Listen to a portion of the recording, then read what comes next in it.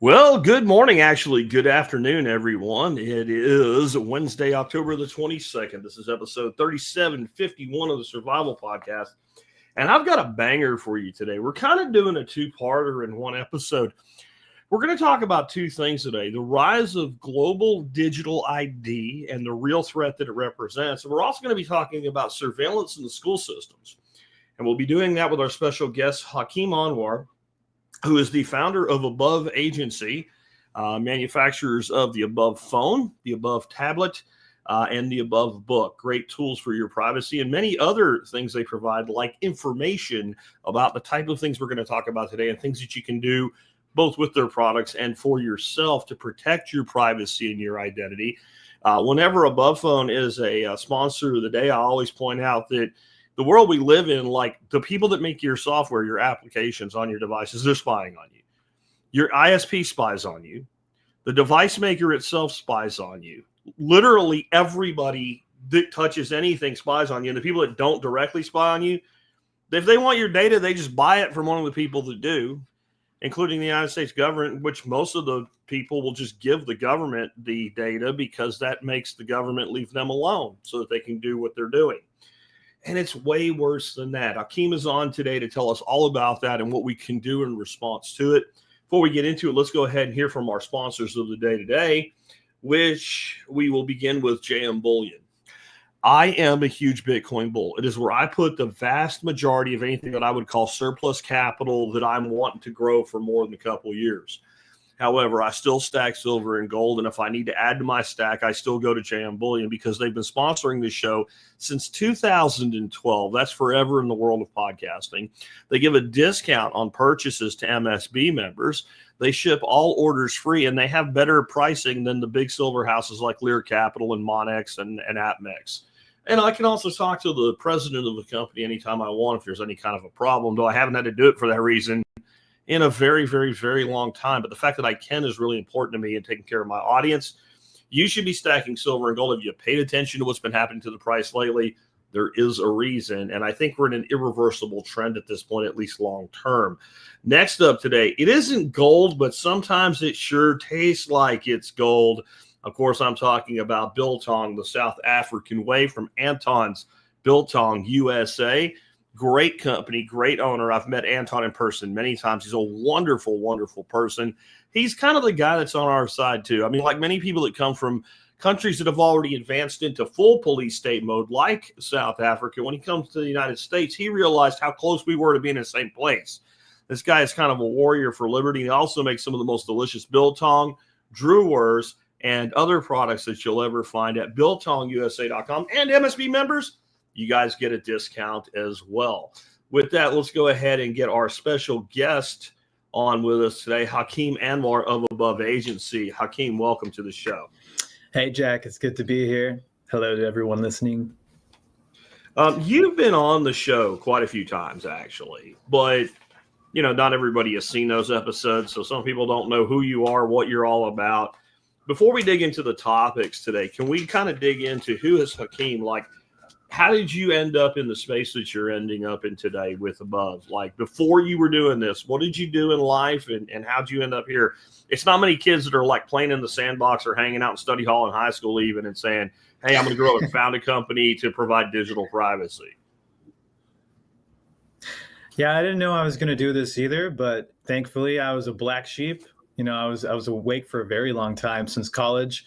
Luckily, I had the right people around me to be like, yo, here's what the military industrial complex is doing. And that kind of left me seeing the illusion of working in the corporate space. So I never really fit in there, but I was a software engineer. I built web and mobile applications. I worked for really big billion-dollar companies, and I also consulted for really small ones. So I was kind of able to get the total picture, get my fingers in a lot of different technologies. And at the end of the day, I realized hey, we could do better. We can do better than these big companies are, how they're serving the people, and also to build products that mean more. And so in 2019, I met Derek Rose, who you may have had on at some point, and we worked on the Freedom Cell network together. So I helped build that website, and I was like, wait a minute, this is the true power of technology is bringing people together under one cause to get shit done. And so since then, I've just been working on solutions. I have a blog. It's called Take Back Our Tech. I teach people how to de-Google their phone and to use Linux and what the migration is like. And then I also have Above, which is our privacy products company. I've been doing both of these things for 4 to 5 years now. And yeah, it's just been really successful. We do laptops, phones. We have a private cellular service. So yeah, a lot of different things. What I've got you on to talk to about today, like we said, it's kind of like a two-for sandwich here. We're going to start off with digital ID. It's kind of the thing, just it exists and it's mandatory in China to exist to have digital ID to get anything done. The EU seems to be rolling it out very rapidly. To me, the EU, you don't have to take on my personal opinion, but I feel like the EU is turning into the fascist dictatorship that we're accused of being under the Orange Man really, really fast. Like, I think there was over 12,000 arrests in the UK alone for social media posts in the last year, right? I've seen some of those videos. Yeah, it's just crazy, right? That they could come to your door and just pull you out of your house for something you said online.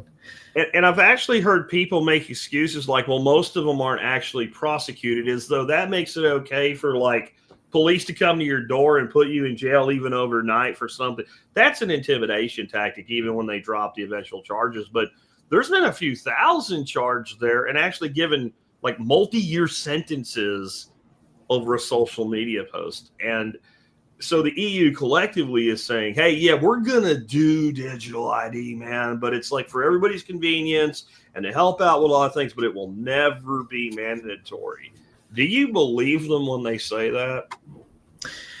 No, I don't. And you know what the EU specializes in? They specialize in bureaucracy and bureaucracy and bullshit.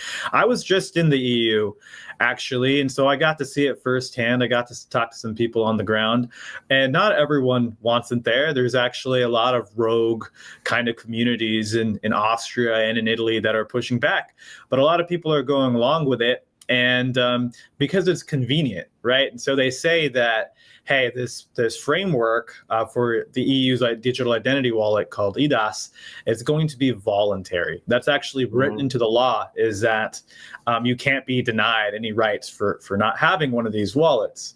You know who else also had these same things written into law? Well, India. And the Supreme Court even ruled specifically and said, you can't be denied rights if you don't have Aadhaar, which is India's electronic ID. And what ended up happening? Corporations did it anyways, and they couldn't fine every single corporation. Then people started to do it to each other, which I think is like that's when you know your digital ID program's complete, when people start imposing it on each other. Yeah. So I think it could easily become mandatory. I call it mandatory by proxy, and we'll see that. You see that in some of the countries in the EU, like Estonia and Denmark, where you need digital ID to open a bank account or to buy a piece of property or to buy a car. So it's coming really fast in the EU for sure. I mean, that is the way that you do it, right? By proxy thing. But no, we didn't say you had to have one. Like, if you don't get one, no one's going to come to your house and drag you out and scan your face with a boot in the back of your neck and make you have one. But, you know, we can't help it if the, grocery store won't take your credit card without your digital ID. That's their purview. That's their private choice. That's their freedom. Private choice. And yet, we do it now for the airplane, if you want to get it on an airplane. But that's really, the carriers wanted that. And, and eventually, okay, you don't have to have one, but you can't do anything. You can't, like you said, open a bank account. Well, that, the banks are independent businesses who say that that's what they require of you to open a bank account in the EU.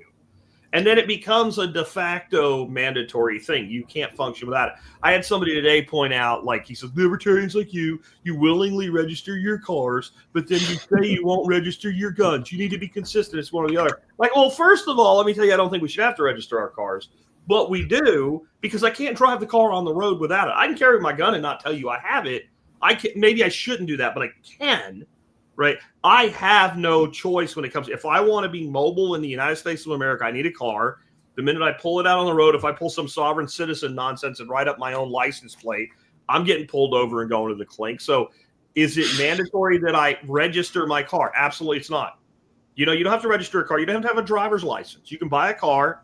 And if you have like a great big 500-acre property, you can drive that car anywhere you want, never register it. But you want to do, like, you see what I'm saying? Like, do you want to actually function in society? Well, you got to do it. There's also, you know, because I've got friends who have just made their own plates too. And I say that's extreme. I say that maybe in natural law somewhere you could get away with it. But it's, am I willing to go through the inconvenience of going through jail and like fighting it? Because I'm not well educated enough. Maybe some other people are. But yeah, like people need to draw their line in the sand. This thing that we're experiencing with cars and with guns, it's going to come to digital ID. Like this is happening, you know, whether you like it or not. And the institutions will have to go up against, or one is the government. Sure, the government services will be behind a wall. So things like Social Security for, you know, for U.S. citizens. I'm not saying this is going to happen tomorrow, but in the next 3 years, it's very, very likely. Like programs like these exist in 90% of the world. Like these wallets are going to be available within 2 years or less. The U.S. is eventually going to get on board. And there's a lot of evidence to show that really the U.S. is the center of digital ID development. But anyway, so there's social services like Social Security, EBT, and food stamps, which is shut down anyways, right? There's going to get your driver's license, and that's already a thing. You know, there's 5 states that require biometrics for you to renew your driver's license. And Texas is one of them, Jack, because I think that's where you're around.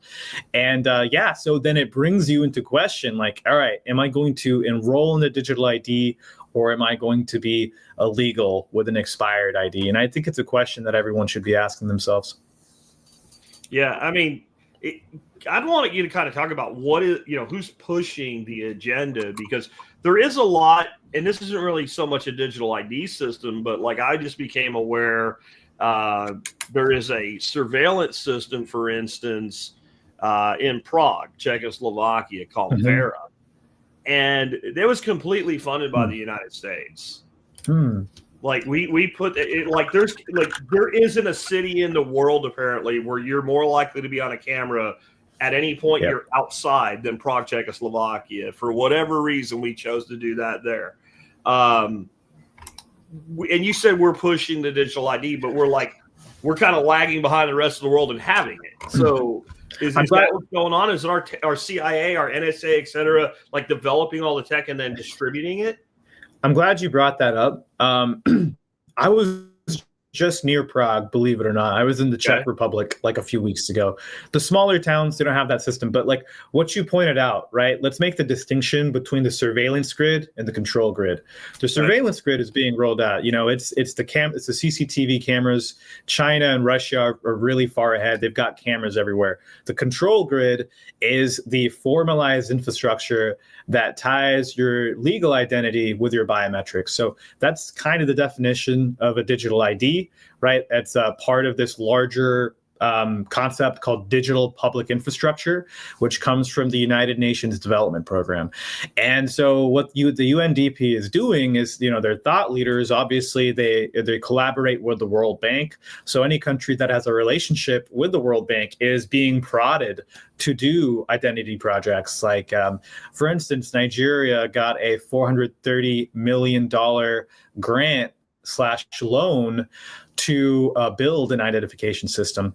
And so there's some of these poorer countries are working on things just like there's literally people going into these rural villages, walking around with a biometric camera and a computer. And that's all they need. They're really well funded. They spend millions of dollars to go and get everyone registered because those are large and documented populations. Now, the United States, our government doesn't have that problem. More people are already registered, and the people who aren't undocumented are getting kicked out of the country.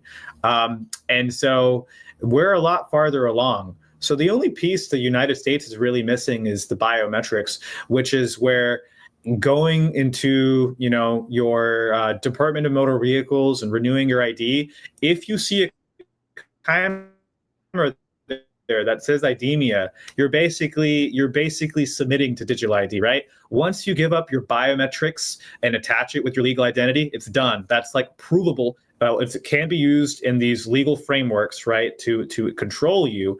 And at that certain point, it doesn't matter anymore. You don't need to download an app. As soon as they have your biometrics and legal identity, they can create the digital identity for you, and they can keep it on their server. Doesn't matter if you use it or not. It will just still be tied to future actions.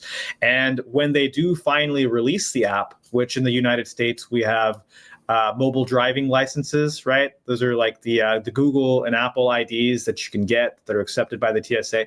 That is also digital identity. So if you enroll in one of these two systems, you've already gone into it. And when more of the control part, right, we're in the carrot part right now, where they kind of have to make it sexy and convenient. When we get to the stick part, you don't need to do anything. You're already in it. And I can talk about what the stick part looks like in Russia and China. It's pretty nuts. I kind of feel like in some ways there's not much you can do to prevent this, because most people are already, like you were just saying, have a digital ID. As far as your biometrics, okay, you walked into a bank, they know who you are. There's a camera there. Like I was in the military, so my fingerprints have been in the system since I was 17 years old. There's a legit reason you'd want to do that for someone in the military, because if somebody dies on a battlefield and there's pieces and parts and you find a hand, you can identify them. But there's also, like, that just means the federal government has that information. It's probably the case that I don't care whether you get a real ID or not, because that's just about the documentation you give the DMV. When you renew your driver's license, boom, there you are. There's probably not a person out there that the government can't just stick your name and your maybe your social security number, last four in, and boom, there's the digital ID of you. Again, whether you're carrying it or not. So is there anything that even can be done about this other than being like the off-grid type, Unabomber in a shack somewhere?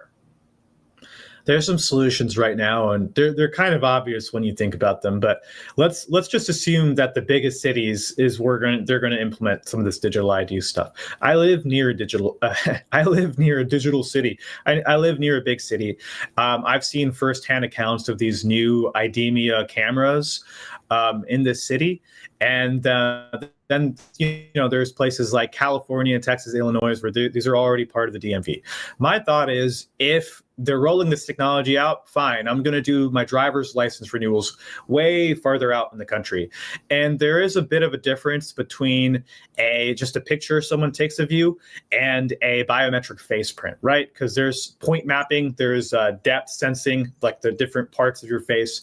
There are also those aspects that the face print cameras can do a better job of. So there's a little bit of a difference.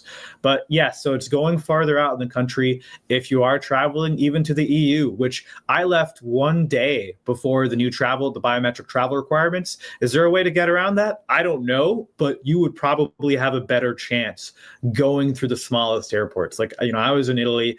I've seen some of the airports there. They're tiny, right? I really doubt it. So there's a little bit of a window where you've got flexibility, but it's going to close soon. So you just kind of need to make sure you're set and you're anchored to where you are.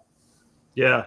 That just means, well, good luck traveling then, because like I can tell you right now, they're doing it in the airports. You go in and you travel, you hand them your ID or your passport. They have you stand in front of a camera, and that is supposedly to make sure you are who you say you are and it matches your passport, some bullshit, which, come on, I don't believe that for a minute. You're right into a database right there. I mean, I don't think there is such a thing as out of the database anymore. Yeah, I mean, it's interesting to think about. Well, one, you can opt out at the ID checkpoints at the airport, right? You just say, I don't want to do the picture. If you're coming in back into the country, sometimes CBP gives you a hard time. But definitely domestically, you can just be like, nah, I don't want to do that. And I think that's what people need to continue doing.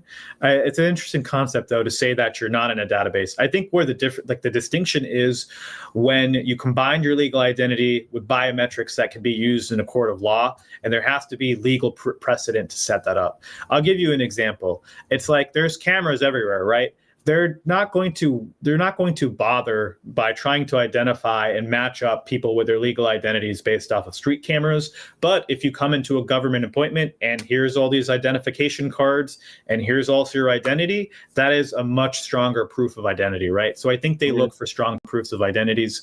I'll give you an example in Russia, where Russia was, they mandated, I think it was like in 2015, I want to say, that banks would start to do KYC requirements and do facial scans. And what they expected was that they would go into the national system, that banks would just hand their data over. And in typical Russian fashion, they had a little fee to use the national system. So banks were like, why the hell would we send you our facial scans when you're going to charge us money? They just did it and they kept it privately. And so they wisened up recently, and I think it was in 2024. They started saying, no, you need to use the national system now. And so the stuff that you went through in the bank, boom, now is accessible by the FSB. And that has turned into today, you're walking around on the Moscow metro, the CCTV camera scans your face, matches it with a face print, and pulls up your legal identity, and then you can be detained. They're currently using this to find people who are trying to dodge the draft, which is insane, right? When you get and this is happening through their digital ID system too, which is called Goslugi. But if you're chosen for the draft, you get a notification. You have about 20 days to respond. If you don't respond, you can't leave the country, which I'm sure as soon as you got the notification, you're screwed anyways. You can't leave the country. You can't get a job. You can't open a business. And they'll stop you on the metro. Dude, that's insane. Yeah. So, yeah. But I mean, like, I just don't know if there's any way. Like, okay, you're out of the country. You have a passport. That's federal identification. That's why, like, when they were talking about the whole, the change with flying, and you have to have a real ID or they won't let you on a plane. Well, I had a lot of people, I'm not going to get a real ID. Do you have a passport? Yeah, then you have a real ID. I mean, isn't that also the database? When we got our passports, you had to do fingerprints. There was a bunch of shit to it. Yeah, you definitely had to do fingerprints for the passport. I don't know if they took a face print. And so, like, a lot of, so I've studied, like, every program throughout the world, and they're every continent throughout the world. And there's different types of biometrics, right? The face print is a really important one. And one, I think that, most programs are now starting to use that today, but I think there's a lot of people who don't have their face prints recorded, like in a legal formal setting. I think more people have their fingerprints recorded, but I don't think people have their face prints recorded. And I would just say, I would try and avoid it at all possible costs. Because you have then a Facebook page, though? Do you have, what I mean? Like, you're right now on video with me. Like, if some government agency wants to match you to something, it's not hard to do, and your passport is in their database. Like, I'm not trying to poke holes in here. I'm just looking at reality. Like, is there really a way out of this? No, I hear you, and I'm just going to say one more thing, and you know this as well as I do. The government is lazy, and it's not a very formal system to, like, try and investigate and find people's videos, right? You still need, like, the formal legal precedent for it. And that's why, the World Bank is spending, that's why these are all government-led programs. That's why they're giving billions of dollars to countries in South America and Africa. Now, I'm not saying what you're saying is wrong. I'm just saying that they're going to take a different approach to do it, to have an actual control grid. They need that, right? So hearing what you're saying and say, yes, online privacy is hard, and they could technically they could scan your face, and some individual or investigator body could probably match your identity. But are they going to use that as the basis for digital identity? Probably not. I don't think they're going to do that. And right now, what the option is we need to avoid biometrics at all costs. We should avoid using the digital ID system at all costs. We should avoid using Google Pay and Apple Pay, which will eventually turn into the digital ID apps for the US. So I'm just trying to raise awareness of that, because sometimes you can be enrolled in the system without thinking about it, right? From what I've heard at the driving license offices, these cameras don't look any different. Like, the only reason you can even spot them is because they say IDEMIA on the side. So it's insidious, right? They want you to do this. They don't mention to you, you're going to have to renew your ID with biometrics, but it's happening. It's under the surface. So if they are trying to trick me into something, I'm just going to do the opposite. Okay. What countries right now is it mandatory, even if it's not mandatory? Like, if you don't do it, they'll come get you. But like, you just can't exist without it. Yeah, that's a good question. There's Estonia and Denmark in the EU, which are I think it's like Denmark is 96% of the population is registered on it. And so Denmark has already also done the other parts of it, which is like the digital payments. And once you have the digital identity with the digital payments, it sucks because you go against the government or you do something wrong or you even fail to pay your taxes, they literally can shut off your account. And what Denmark realized was, hey, our system's not very secure. They got DDoSed in 2022, and it shut mobile banking down for the whole country. So people couldn't use their banking app. Yeah. Oops. So, whoops. Yeah, that's the system they built. In India, India is similar. Aadhaar, it's used everywhere. Similarly, they have surprisingly, people like to, I'd say India has its fair share of failures when it comes to technology, but everyone is really praising the UPI, which is their Unified Payments Interface. And it's a super fast digital payments transaction system. It does something like 7,000 transactions per second on average. So all of India is already using that, right? So that's that's digital public infrastructure. Jack, digital ID is just the first piece. They have that. They start to do digital payments, and then they do the data exchange, which is a good example of that is countries like Brazil, which they have started to store their digital identity on a blockchain. More than that, they have 6 different offices that store information associated with the digital identity. We're talking like tax information, your financial transactions, property information, so travel information, right? So you're starting to see this data exchange part. When all those triangles are set, boom, there's a control grid. So we're kind of early on, we're well into digital ID, but if we can try and curb it at digital ID, we can at least protect ourselves that way before the DPI increases to all these things. I think there's a lot of things to worry about. Like, I look at it and say, well, like where I live, there will not be surveillance cameras where I live because it's not economically viable for even a government the size of ours to do it. We're too spread out, but I'm 20 minutes away from Fort Worth, where it would be everywhere. But you'd say, okay, well, if you live further out, like you can just live your whole life. They don't know where you're going. Well, they're going to tie it to your car. They're going to tie it to your car every time you have a handoff on a cellular tower. They know who owns the car, unless you're taking some countermeasures like your device. Even with a device like from above phone, there's still some things with that. You have to have tags on your car. We talked about that. So they send you your renewals. There's an RFID chip in there. If you have a toll tag, there's an RFID chip there. The cars are probably going to be mandated to put some sort of signal in them that tells them where you are at all times because we're going to autonomous vehicles. So you have to do it anyway. And then what I also thought of is like the facial recognition. There are countermeasures you can take physically that disrupt those cameras where they can't tell who you are. And it's not necessarily wearing a Barney mask or some shit. Like there's things that a person walking by you would notice you're doing, but the camera then can't identify you. However, the same can be said as license plates. So there were people that were putting these screens on their plates to defeat cameras. And then the cops started pulling those people over specifically because there was only so many. There's only a few of them. Yeah. Right. And because to be fair, what they were mostly doing with them here in the Dallas-Fort Worth area, they were hauling ass down the tollways with no toll tag when they switched over to sending your bill to your house based on your plate. And that's what their reasoning was. But it also showed that if you're taking those countermeasures, you stick out as this one in this giant group that can't be identified. So therefore you need to be investigated. So I just wonder how this is all going to play out.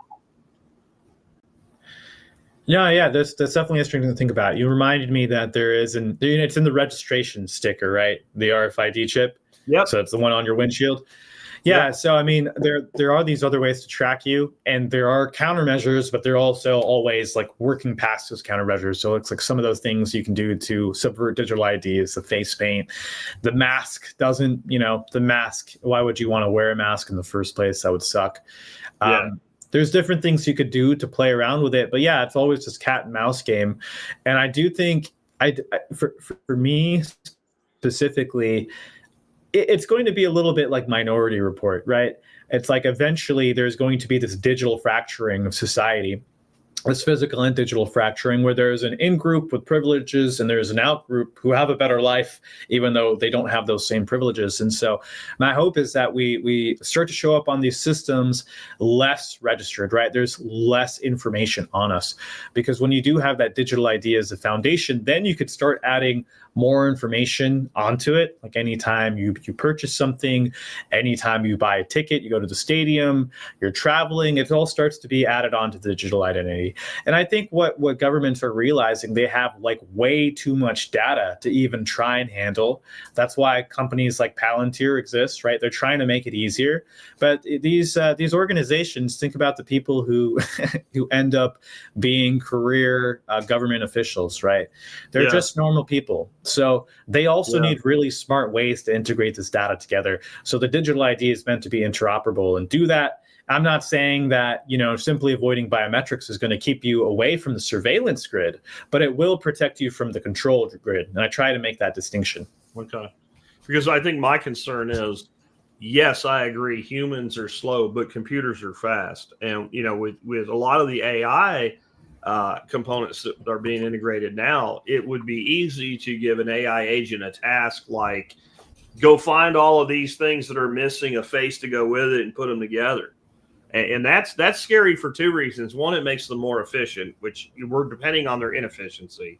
But two, that also opens up a cascade of potential errors of mismatches.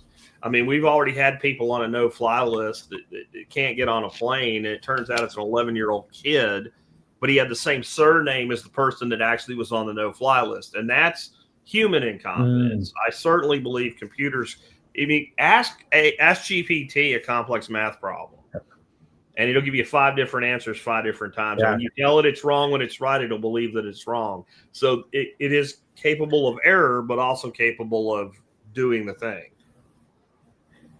Yeah, I agree with you. And think about this too. It's like, what happens when you get your digital identity stolen? Yeah. That's not something you could be like, change my social or whatever. It's like, that's there. Like, that's forever. Boom. And it happens. So, I mean, that's like another reason to maybe not do that.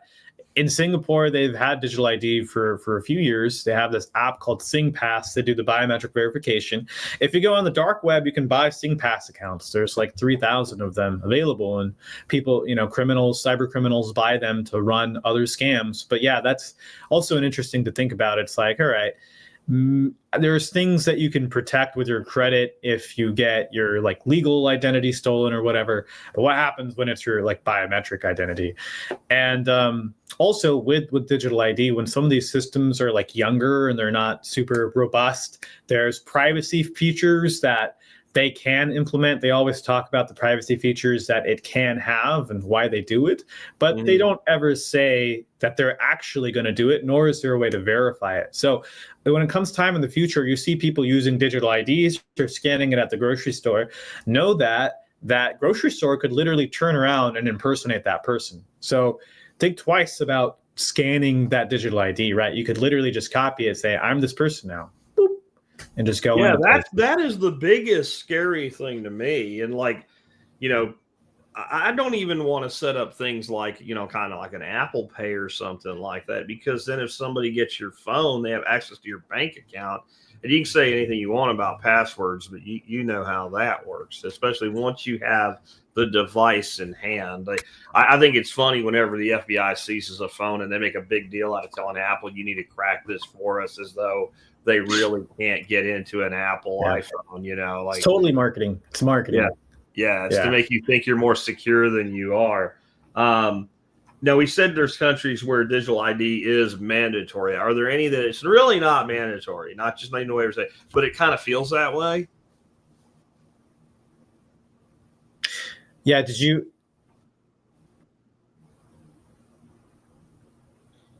Did I lose you? Yeah, I did. I didn't hear the last question. Or did you ask if there was countries where it's not mandatory at all? It's not mandatory, but it feels mandatory. Like if you were living there, there might not be any real absolute need to have it, but you feel like you have to have it, like just to fit in Yeah, society. there's a ton. Like in Africa, there is the Ghana card, which Africa is doing something interesting, dude. They're creating an interoperable group of states, like the West African bloc, where they're in Africa, they don't have phones, right? So they're like, okay, let's go lower tech. They have electronic ID cards tied with biometrics, and you need it to open a business and to drive in the country, right? So Ghana is a place where it's like, okay, 18 million Ghanaians use it, which is the majority of the population. Like I try in this report, which by the way, you can go to abovephone.com/digital. It's a 33-page report. You can download the report there. You can see I've been really clear. I want people to have a clear definition and understanding of what these things are, because if you just don't know what they are and you're just scared, then that's not productive, because you start to see a boogeyman like that's digital ID, and you don't actually know what's going on. So I tried to create a definition for it. And so there's places like Ghana. There's also places like Uruguay, which is a World Bank funded digital ID program and they're kind of also trying to do the same thing, but there's different levels of trust. It's needed to get social services and all that. There's also places like Pakistan where you need your electronic ID, which is called Nadra, to get even a cell phone, to get a cell phone number. It's tied with your actual registration number, right? And so like this legal distinction, I think, is important, Jack. I know it's really hard to escape your face being scanned everywhere, but I think the legal distinction is important, because that's when government can start to abuse it. So what happened in Pakistan when they tied legal identity to the mobile phone service after the previous prime minister, Imran Khan, who he was like the people's favorite, right? There was like these huge rallies all across Pakistan. They had to shut down the internet to stop people from talking about Imran Khan and going to these protests, right? So the next administration decided to go back in time and say, all right, who was around these protests at that part in time? All right, let's look in Islamabad. And they found the phones, they found the phone numbers, bloop, they found the legal identities, and then they canceled those people's bank accounts. And some of them were like, I didn't go to that protest, I just live nearby, right? So it's just like it's just random. It's random, and that's some crazy stuff that can happen. But Pakistan's another place where you need it everywhere. That's the phone thing though. That's an issue. I have a family member who's a sheriff's deputy that was attached to an FBI task force. And he originally did that because he was working on a task force countering human trafficking. And he's pretty libertarian for a sheriff's deputy, man. Like, but that was like, if I catch somebody doing that, I don't care where they go. I'll throw them in a wood chipper. So federal prison is the easy button. But once you are in something like that, then they can move you. And he ended up moved onto a task force attached to January 6th. And they were literally interviewing like grandmothers and shit because their phone pinged near the Capitol on January 6th. And I'm like, how do you even do something like that, dude? And he said, we're really good at not being good at our job when we need to not be good at our job. But that was like an intentional thing that he and his group decided, like, we're not going to go out of our way to arrest some freaking soccer mom here. Yeah. But there were other people that clearly didn't take that approach. So that's just even like, that's a good reason to own a device like you market. Yeah, no, the January 6th thing, they have the cell towers, but from what I and I don't have any inside information, your family member knows better, but they also use Google's system, right? Which is Google's location system, which is available on any Google phone. If you use the Google phone, you're being added to the system, which is called Sensor Vault. And Okay. what it enables law enforcement or government or any organization that has that access, and it lets them draw a picture on the map. And they can pick in a date and time, and they just see whichever phones pop up in that area. Guys, it's anonymous, but it's not really, because it's trivial to just request that additional information from Google. So like right now, the best thing that people can be doing is to use a phone that's completely cut off from Google services. It's completely cut off from Apple services, like the above phone, which I've got up right here. And let me just show you, kind of see up here, I've got the airplane mode on. If you're going to go to a protest, one, make sure you have a de-Googled phone, because at least that way the code is transparent. You know that the radio's not going to be on when you have airplane mode on. So have that. The second thing is, put it on when you go to a protest. And so it's changing a little bit. I think the paradigm is changing for what people use self-service for. I encourage people to use internet-based communications. Jack, you're aware of a lot of those, like Nostr is, a form of internet communication.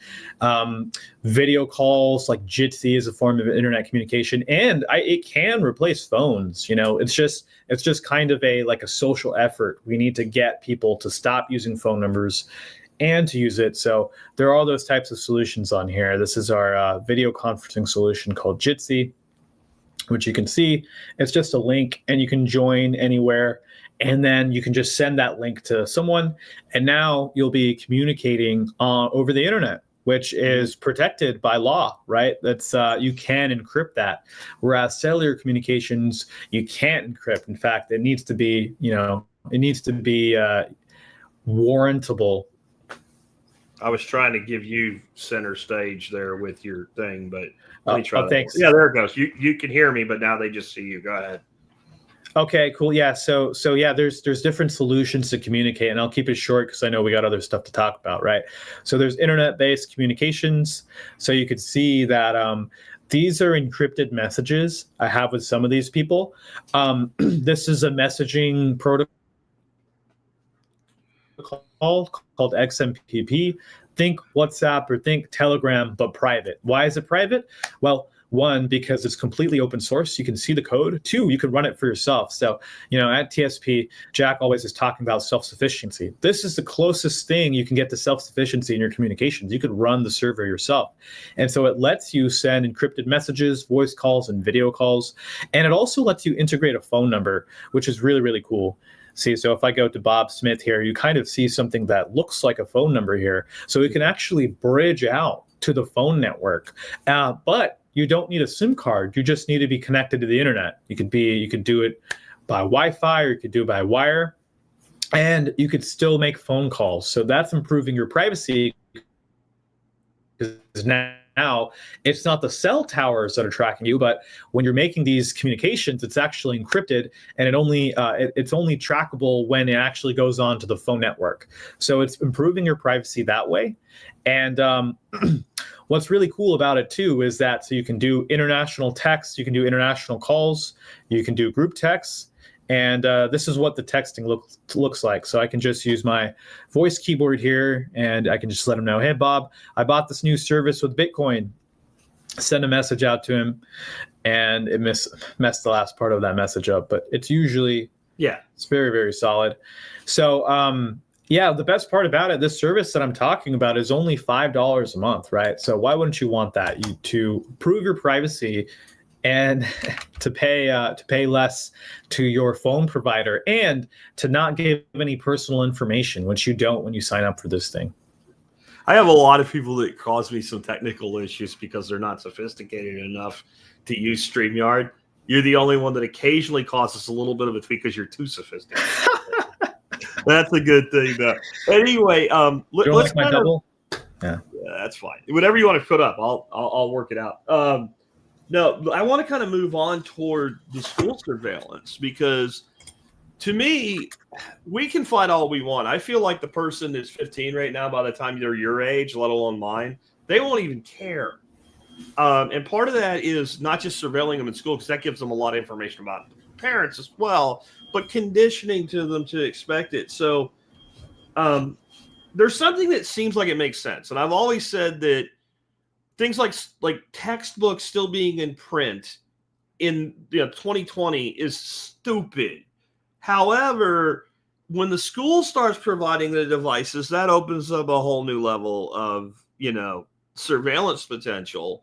So I like the electronic book concept. I think you could give a kid a login and it could be all cloud-based and they don't need a device. They could use any device. Like, I don't know what you're on right now, but I'm betting it's not what I'm on. And yet we're using the same, browser-based platform. So there's ways around that.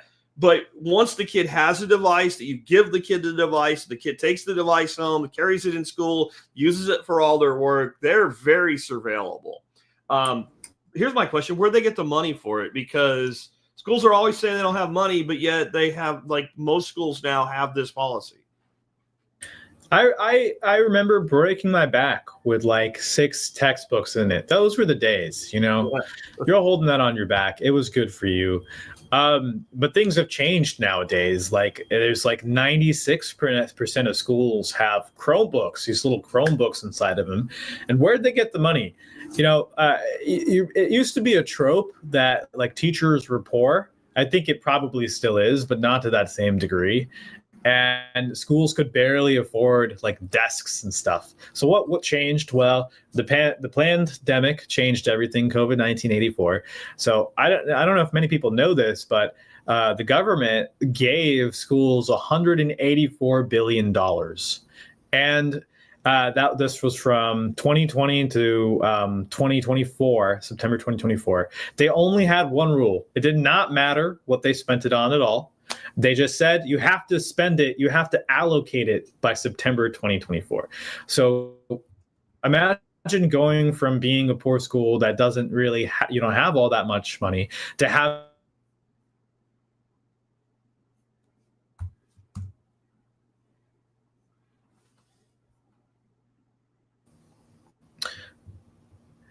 yeah, exactly. You buy a lot of Chromebooks. So for instance, they're very private about these. They're private contracts. You can only see little bits and pieces here, but every year there's millions of Chromebooks purchased.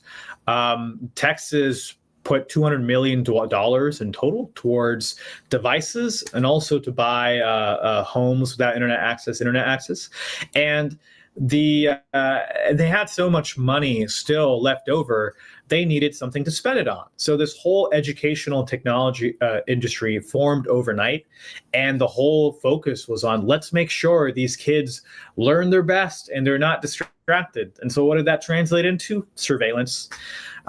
Surveillance so that they could see what was going on any kid's screen at any time. And this didn't stop in the classroom. It could also be performed at home. So there's 1,700 different companies that do this. There's a smaller number of big players.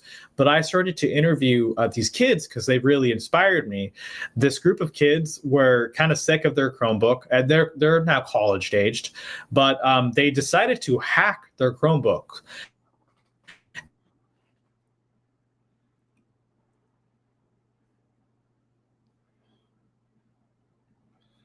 We lost you, man. I don't know if you hear me. I don't hear you at all. You're locked up hard. Am I back?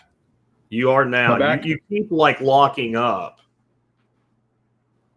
You're locked up right now, if you can hear me. Okay. When you unfreeze, let's have you bounce and come back in. That might help with the connection, because you're completely locked up right now. I don't believe it's the government, because if the government did it, they would get me too. Why don't you try bouncing out and coming back in? It's probably someone using the internet downstairs. I'll be just give me 1 second. All right. Somebody's probably streaming like freaking 10 movies at once in his office or some shit. So let's give him a break, and I'll edit this out of the audio only side.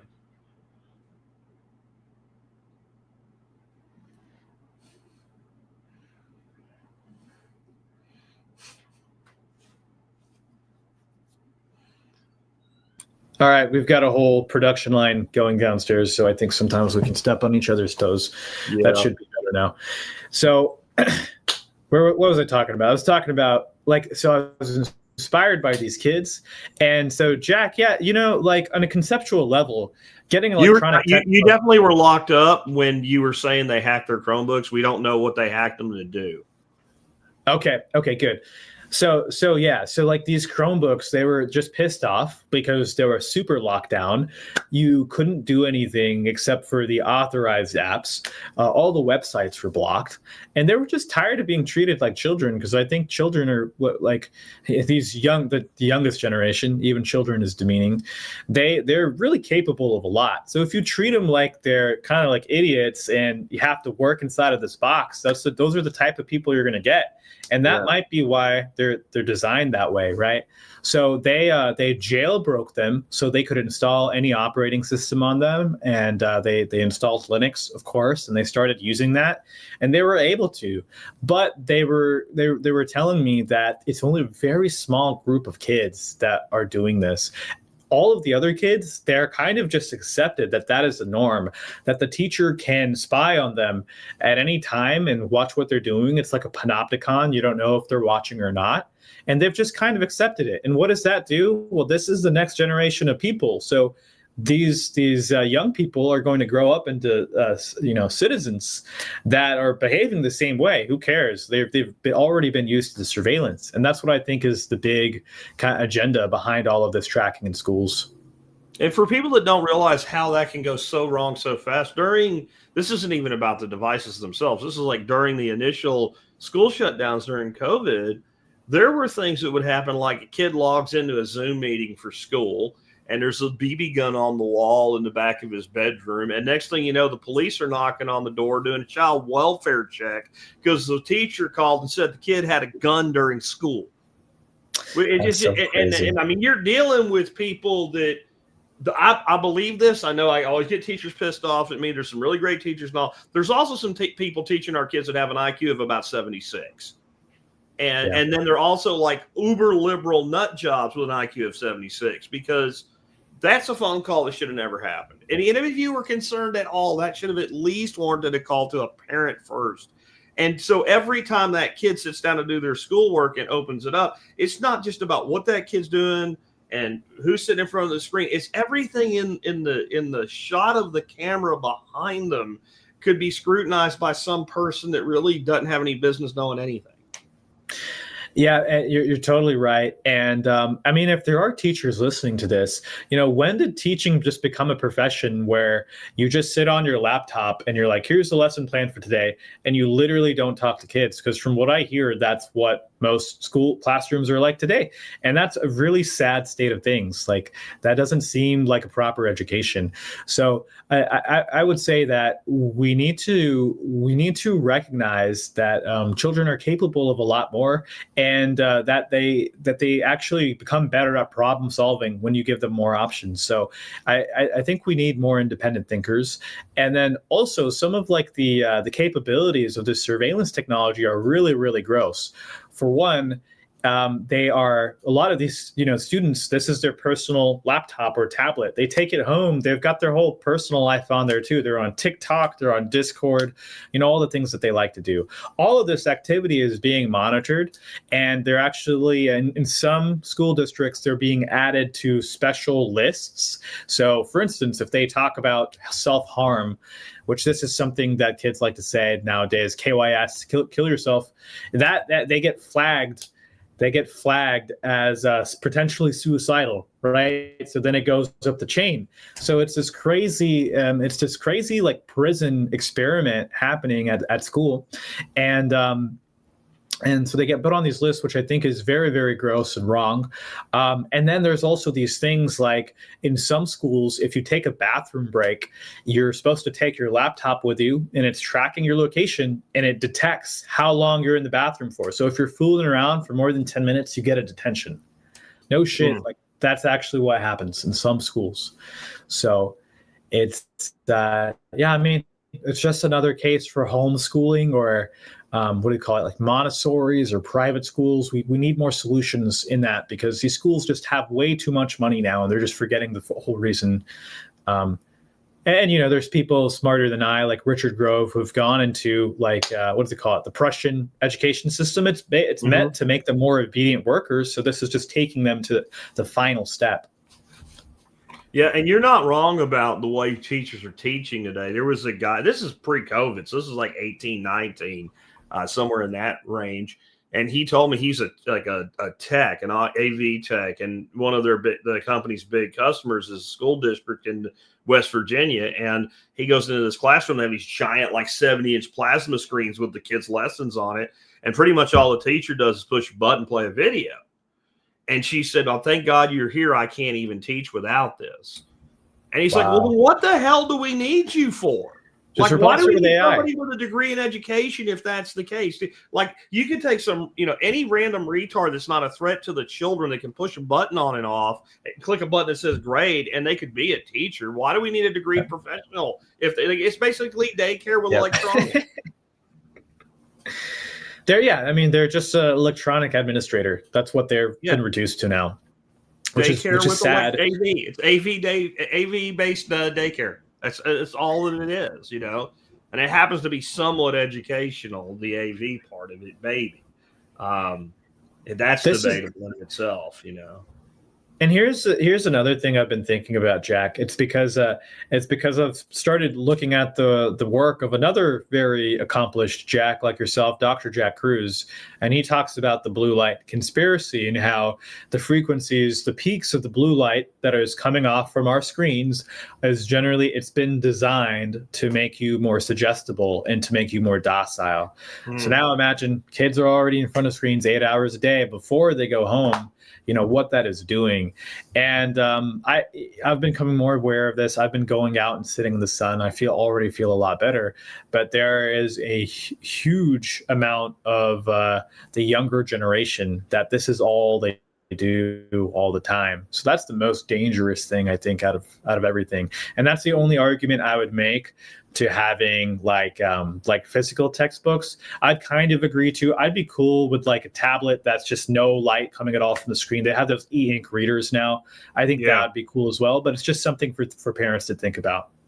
And they have blue light screen protectors, which I use. I wear glasses that are actually blue light blocking glasses. There you go. Mine are regular prescription everyday glasses and do the same thing. The problem for me is I can't do it with a screen because I'm farsighted, right, or I'm nearsighted. So if I put my glasses on when I'm close to the screen, I can't see. So I have to use some sort of a filter. But yeah, you're right. We can get into new monitors that don't do that. But I'm with you on the blue light thing. I'm not big on conspiracies. People think I am because I'm open to them. That doesn't mean I'm big on them, right?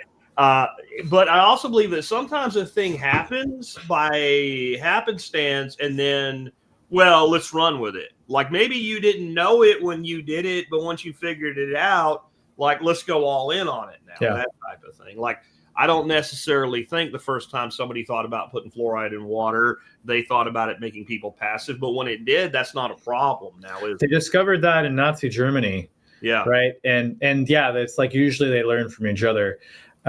He's got this good interview where he talks about, the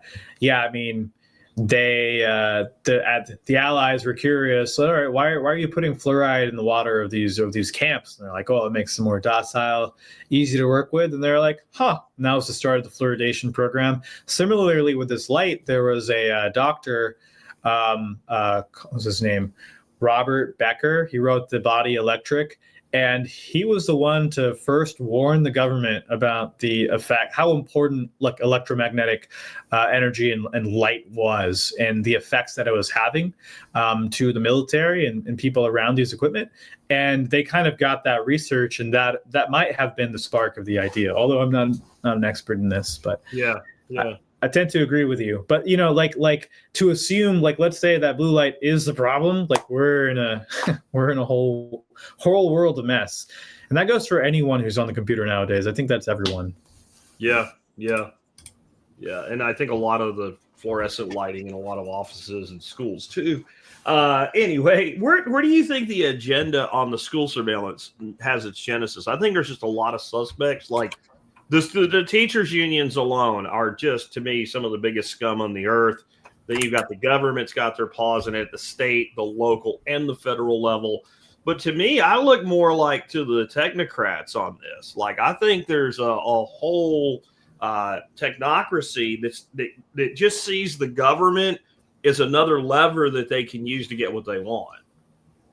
You'd be making a very good guess. Yeah, no, that's right. Ironically, it somehow involves Jeffrey Epstein because, of course, it's a small network at the top. So, like, what I tried to look at was this whole one device per child thing that most states are doing. They say, hey, we're going to have one device per child. So I was like, okay, when did this program start? So the first program in the U.S. was in Maine, Governor Angus King, and they gave 80,000 devices to their students. And then he says he was inspired by this other guy named Seymour Papert, who's a computer scientist at MIT Media Lab. Okay. MIT Media Lab, funded by Jeffrey Epstein. But also, this guy is interesting because he had an international organization that was going out to Africa with one laptop per child. And they were like, here you go, learn. And boom, there you go, learn. All right. Let's learn, kids, and it was a failure. It was a failure, but he got funding from the United Nations Development Program. He spoke at the World Economic Forum. It was a whole startup thing. So that's where some of these ideas are coming from, right? This program that's in every state is one that's very aligned with the World Economic Forum. And it's like in actual real world studies, or like with this one device per child program, it doesn't help at all with learning. It's not cost effective either. So this is a way to embezzle our tax dollars, because remember the $180 billion, it's government funding that's coming from our pockets. It's not very cost effective. A library could do better. And without a lot of support and ongoing maintenance and costs for running these software services, these programs would fail, right? But I think it's just they've created the problem, and then they also have the solution, because nowadays, kids have a lot of learning disabilities. It's hard for them to see, it's hard for them to read, and so that's kind of their case. Say, hey, here's a device, here's a Chromebook. It already does all of that. It has all the accessibility features. You can translate it into many languages, and I think that. Probably I'm starting to feel this way too, is that there needs to be a space carved out in our life, especially when it comes to our kids, at least to a certain age, where there's just like no tech. And I'm saying that as a CEO of a technology company, and it's just too crazy. Yeah. It's like we've taken the best pull technology ever and turned it into pull and surveillance technology. And what I mean by that is, if you really want to create a learning environment, the internet might be the greatest thing that's ever been developed if it was used as a pull device. In other words, when I want to know a thing, I can find a thing that I want to know. And that is an incredible thing. But if I can then use it to shove data into you and make you believe what I want you to believe, and reverse the stream, so to say, which is the goal of all marketing on the internet, is to turn it into something that the person feels like they're pulling, but it's actually being pushed out, because that makes them more receptive to it. So by using electronic education, I can either create the most dynamic, tuned into the individual education ever created, but instead I'm creating the most uniform, centrally controlled form of education that's ever been created. Yeah, absolutely. And with AI now, it's being centralized even more. And, the U.S. is inspired by China's AI plan. And they say that AI is going to play a major role in every form of education, in every form of work, right? So if that's the direction we're going, this AI is going to be fed on a bunch of small sources. It'll just be sad, because people will start to lose the ability to think for themselves. But just think about how much more valuable that makes someone off the grid who can think for themselves and who knows how to research.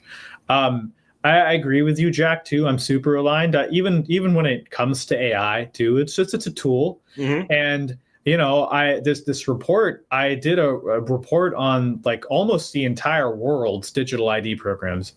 I don't think I would have been able to do it without AI, but I had very clear boundaries of what it would help me do and what it wouldn't. It could help me research. I would go through every single link, and read about it and come up with my own thoughts and conclusions. And there's kind of this interesting relationship that happens. But when you start to just outsource everything to it, that like a lot of lazy people have, which just makes me sick because they're touring the internet, that's you're doing yourself a disservice there. Yeah, what are we going to get above AI, man? Well, it's oh, did I just hit on something? You got all him and a haw there. we got something cooking. We want to support the projects that are out there. Actually, Jack, I'd love to put you. I mean, you already know Mike Adams, right? He's got his new AI, and we're going to have a special version of our phones that is going to carry his AI. It can run on our phones and laptops. It's great. It's local. So we'll be doing that soon. So if you guys are interested in an AI-enabled phone or laptop, definitely check us out. Jack, do you mind if I share the screen for the? Go ahead. All right, put this up. Let's see if I can get you on. Let me get you up there. Just give me a second. I'm going to try to make it where it's you, not me, that is the individual. So you have, there you go. Okay, cool. And then I've also got the share screen there. Cool. So this this AI solution we're going to build. Mike has already been training. Like he's told me, it's just a crazy number of books. And Jack, I'd love to connect you with him. Maybe you can learn about it too. And I'm sure you guys would have a lot in common because it's trained on a lot of survival books. Actually, that would be good. I would love for if you actually asked it a bunch of questions. It's available for download. I'll bring it up in a second. But what I wanted to share with the audience is if you go to abovephone.com/TSP, you'll be signed up. There's a webinar here. We're going to do kind of just an overview of everything you need to know right now in the privacy landscape. We'll tell you exactly how the big tech phones are spying on you. So it's not just some black box. It won't be a mystery. You'll know exactly how it works. And then I'll show you what life is like on an above phone, like what the migration is like, right? How you're going to stay in touch with people, how you're going to do your office work, how you're going to use your crypto. We're going to look at all these things. And so it's just kind of like an explain everything overview. So if you go to abovephone.com/TSP, it'll be on there. Look for Rise Above Device and Ecosystem Overview. It's right here. We also have, if you want to get the digital ID report, it's up here, which when you click on this, you'll be taken to that page. So those are the two things. This is coming up October 29th at 12 p.m. So I'd love to see you there. After that day, we're going to have a Black Friday sale. So definitely be tuned into the page. We're going to have a really, really awesome deal on phones and laptops and free services. So stay in touch. And then for the AI, if anyone is interested, which Jack, I would definitely love for you to interview this AI, right? And you really just critique it. So they've got a survival coach. So I'd be interested, right? So this is Enoch. Mike has trained it on like thousands of gigabytes of different books, many from the old world. He's trained it on Green Med Info. He's trained it on the Alex Jones show, for better or worse. And so it just knows a lot about a lot. And so you can chat with it online, and then you can also download the Google file.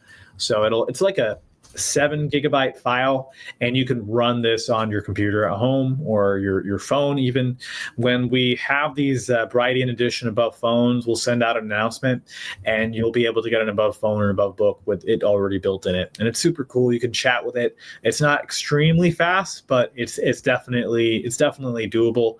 It's not as fast as ChatGPT or anything, but the best part is, you ask it about a sore throat. Instead of telling you about a pharmaceutical, it'll recommend something like elderberry syrup. And that's why we use it, Well, let's pull this back into talking about the schools here. You kind of mentioned already, they got a ton of money to do all of this with. But how are the schools spying on their students? I'm betting it's more than just what we saw during COVID with a phone call or two because somebody was concerned about a background. Yeah, well, I mean, so anything that's happening on the Chromebooks. So there's the Chromebooks are a really important part of it. I say the Chromebooks. There's some schools that have other devices, but it's like 96% Chromebooks, right? So anything they do on this device is tracked and logged, including social media accounts. As soon as they log into TikTok, now the school has that information. And what some schools have been doing is now they just look at the social media profile to see what that student is doing, which I think is just the result of having too much money. when you when you have too much money, you totally just start wasting your time with some of these things. And so they're tracking them, what they're doing on social media. They're tracking them at what they're doing at home, and they're tracking them at what they're doing in the classroom. And like I mentioned earlier, based on what they're doing on social media, they'll put them in different lists. The one that was controversial was like they detected that if a student was wanting to be a different gender, or if they were gay or something, and they would add them to that list. And so that was controversial. And then they would they would set up counselor appointments with that student just to make sure they had all the support they need. For the students that were, supposedly suicidal, which could be in anything, they would pay attention to those, and they would try and get in between that. And if you say anything wrong on your chat room, God forbid, if you joke around about hurting someone, or even just kind of playing with that idea, they're on top of you, right? So the detention, like the works. So they have this surveillance grid, and it's about $60 billion, $40 to $60 billion that is going towards these educational technology companies, which have built this surveillance grid for the students. Well, and they always sell these things, these Orwellian things, with good intention, vibes anyway. I'm not saying that they have good intention, but they use what sounds like a good intention. Like what they would say to you is, well, hey, we might prevent the next school shooting. Right. Because, this guy will tell his friends that he's going to do it, and we'll, intercept him before. But somehow that never happens. That that person always ends up and goes and does what they're going to do.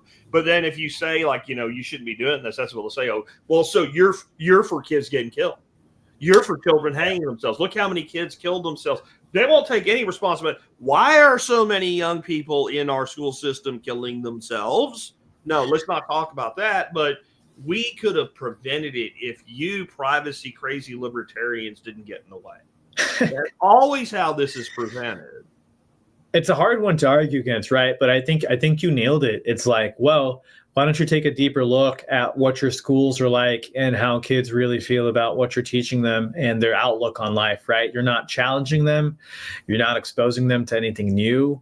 You're treating them all as if they were robots. They don't get to go outside anymore. Like, of course, no wonder they're suicidal. So I think it is really, we are really calling for the next generation of education to come out. And I think that's private schools. My plan is to have kids in the next 5 years, and that's the timeline or whatever. And they're not going to be in school. I also don't know if I want to purely homeschool them, because they're probably going to get annoyed of me. So we need a better solution, right? I think we should, we should try and develop that together. Do you have any solutions on that front, Jack? What has your local community been doing? So we have had our grandchildren in homeschool through a company called Acellus for years, and they just actually went by their own choice, went back to public school. I'm not exactly in love with it, but they're my grandchildren, not my kids, so it's not my choice, and it was the kids' choice. That worked out really well, and we would connect with other homeschoolers for activities, and that was really, really useful. I don't have a good answer to this, because the reality is so much money is being stolen to fund these school systems that money that you could use to educate your child, you're out of pocket to property taxes. And the people are like, I'm getting around it because I'm renting. No, you're not. I've been a landlord. If you don't think my property taxes are a line item in your rent, then you're wrong there. It's a very difficult thing. And when you look at, like, I think you're in Texas too, aren't you? Are you down by Austin? The southern United States. Okay. All right. We'll leave it at that. But if you're in Texas and you look around at the schools, the amount of money being spent on the school's infrastructure, I'm talking like stadiums that these kids play sports in. That's why my grandson wanted to go back. He wanted to play competitive baseball at a 6A level. So that's why he wanted to go back. He was very athletics driven. And I look at these parents and I understand what they're saying. They're like, I'm paying $6, $7, $8 a year in property tax. And there's this giant, beautiful school with a football stadium that looks like it belongs at Notre Dame. Yeah. And I'm going to take my kid and have my wife not work and homeschool him. It's a very difficult, challenging situation to be in. I've encouraged it as much as I can, but I cannot fault the parent that says I can't do it, or, I want a career or whatever it is. I'm really not sure what the answer is there, other than we need to teach children how to learn instead of teach them things. In other words, we need to empower. I think we need more and more kind of like self-developed coursework that is, here's how you develop your own self-directed learning plan. Because that's what school used to be. Like, if you go back 100 years, 120, 130 years, a kid that came out of high school level was way more educated than today, but there was a lot of things we didn't teach. We taught, reading, writing, math, basic history, and basic science. That was pretty much it, because the concept was, if the person had that, if you can do grammar, logic, and rhetoric, then you have the tools available to learn anything you want to learn. And when we were getting ready to start homeschooling, my wife was really nervous about it. And we talked to a couple that were part of our community named the Breeze family. And Sue, the wife in that marriage, said, she talking to my wife, she said, don't worry about it. You cannot make a child learn something they don't want to learn. And you can never prevent a child from learning something they've decided they want to learn. Wow. And it was the second part of that hit me like a truck, and going, yeah, that was true about me in the 80s. I didn't have a magic box with all the answers in the universe, and we still figured out everything. We learned how to make a firecracker out of strike anywhere matches and a bicycle smoke. All right. If you can do that in the 1980s, imagine what you can do as a 15-year-old today. If you simply understand, like, the problem I think with the internet native is they don't understand and respect the power that they have. They have no idea what they've been handed. Like, you were born into this world where every answer you ever wanted was there, and you can't be bothered to do it. You're more concerned about being a 16-year-old simp with an AI girlfriend. Like, we need to break. Like, that's what we need to break for these kids. Like, make them understand you have a fucking superpower in front of you right now called the internet and AI. I don't hate AI. I just think that it can be used against us, right? But you can also use it. The problem I have with AI is the same thing with the internet. You have to know enough to know when you're being bullshitted, right? Yeah. You have to develop enough wisdom to access the knowledge responsibly, if that makes sense. You have to know what you want, and I mean, I think you nailed it, and I think that there could be different stages, which make a lot of sense on the health aspect, and also on like a development aspect. It's kind of what you were saying. You grew up without these technological tools, and you were better for it. And then when you have them, you skyrocketed, right? So if at early ages you just kind of raise them on books and stuff without the internet, then they wouldn't get spoiled, and there could be a coming of age thing. That might be something I do, right? Like coming of age tradition where they're like at 16, all right, son, you've proven yourself. Here's your first laptop. We might make that a thing. That'd be kind of cool. But yeah, maybe that actually, like, because I think another thing, and this is not really tech directly related, but one of the things that we've lost in society, and it is effed us, is coming of age period. In some sort of, like, for men specifically, like a physical challenging way. Like where I grew up in rural Pennsylvania, you were kind of not a man until you killed your first deer. Like among like our peers, that was the thing. Like, and you could be 14. And when I say, I don't mean your dad put you in a tree and you shot a deer. I mean, you went out, you went hunting, you shot a deer, you processed it in the field, you brought it home, you hung it up in the cellar. You like at that point, like they stopped calling you kid, if that makes sense. And I'm not saying everybody needs that. I'm saying we used to have these rites of passage, and they were very regional, very cultural, and they're largely gone. And it was very common, even though they were all different, they were all the same in that kind of conceptual, thing. The Jewish faith, of course, has bar and bar mitzvah, and that's kind of like you're a man or a woman at that point. There's cultures on the African continent where, like, at a certain age, when that kid has a birthday, like all the men in the village go to the house and they take the boy away, and the mother's like, they shouldn't be because it's a good thing, but they're kind of afraid because that boy's coming back a man, right? They go out and do some ritual or something, and then they are accepted. And then it's also like now you have not just the recognition of a man, but the responsibility. You've gone from being a child that is protected by the community to a man who must defend the community. And maybe there's a technological version of that. That's actually really astute, dude. I think it's a good idea we're riffing off here. I mean, we need to bring these traditions back. So these kids who seem like hopeless and lost, they have the AI girlfriends, they're completely about pleasure, begin to start thinking about the world as like one holistic unit. So yeah, man, I'm trying to think about what it is. It's like a rite of passage thing, and I think you could say that for the survival skills even. I know. So right now we're in the stage where there is a lot of. I want to come up with a good word. Let's just say like men who still haven't found their way. Right. There's different projects now that they can go to. There's like the Mankind Project, which is like an initiation even after the age you were supposed to get it, which I think are really useful for people. But yeah, we just need more of that. And I think even a homeschooling program, like a framework that uses that would be super awesome. I think men in particular are the ones that have really lost it. Like, I don't know if you've ever heard me talk about the thing with the elephants before, but this is a legit biological thing that they started having these elephants in parts of Africa. These young male elephants would go like rogue and come into communities and like start stomping people and smashing shit and going very violent, like a gang. Wow. And the elders were like, I don't understand, because they've been around when this never happened. And all of a sudden it just starts happening. And what had happened is the governments had culled elephants heavily because they didn't want them to overpopulate, because God forbid the elephants occupy their own biome. And they had killed old males. They were seen as unnecessary to a healthy population. They killed all the old men.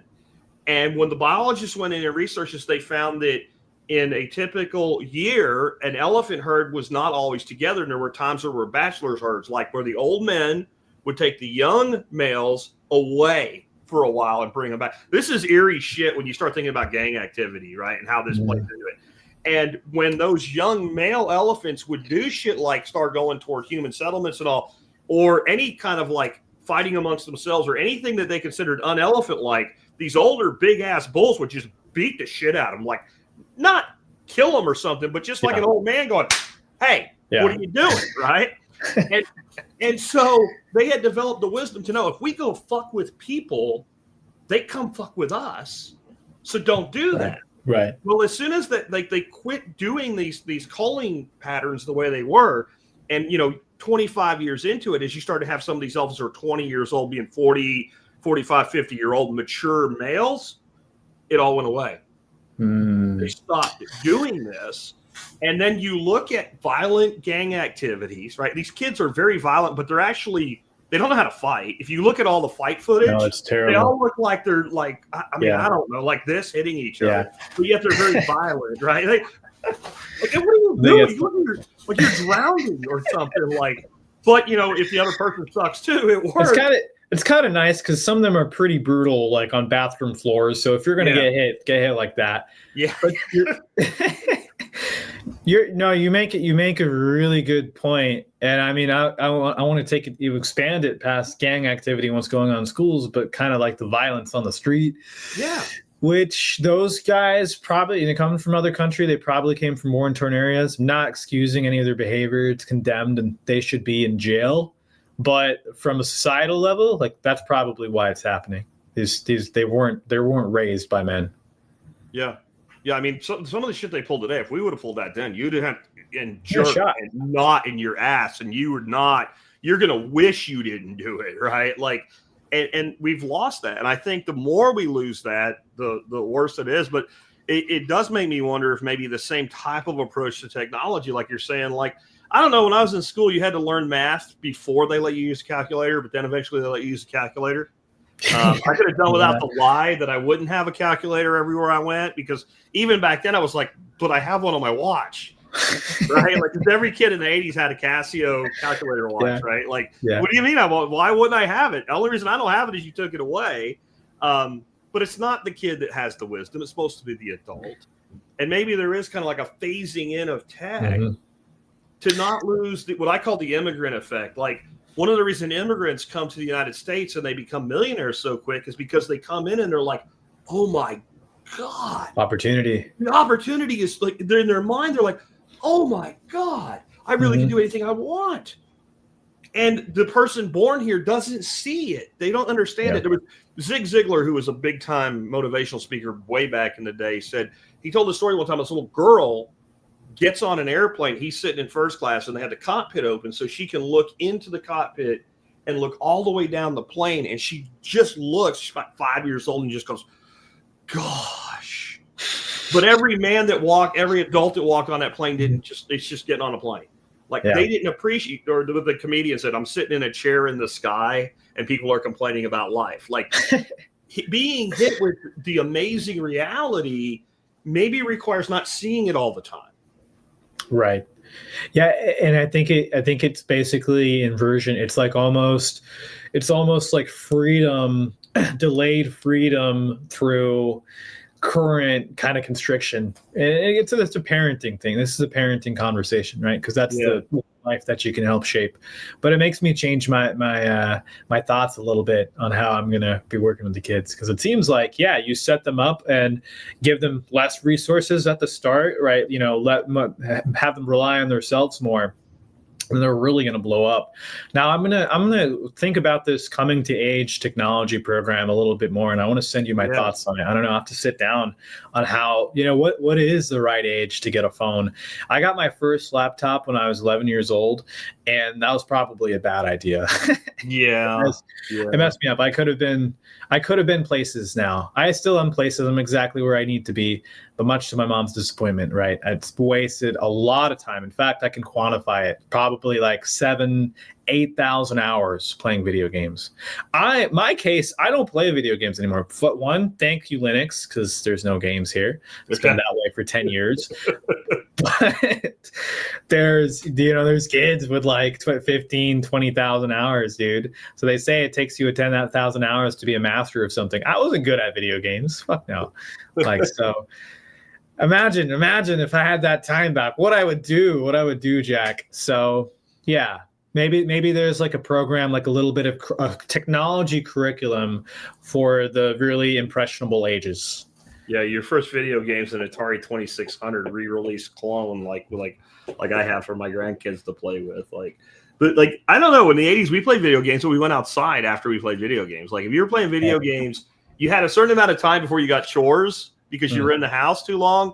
Or like when they would leave you alone is when it was like pouring rain outside or something. Other than that, you just didn't sit around playing games all day.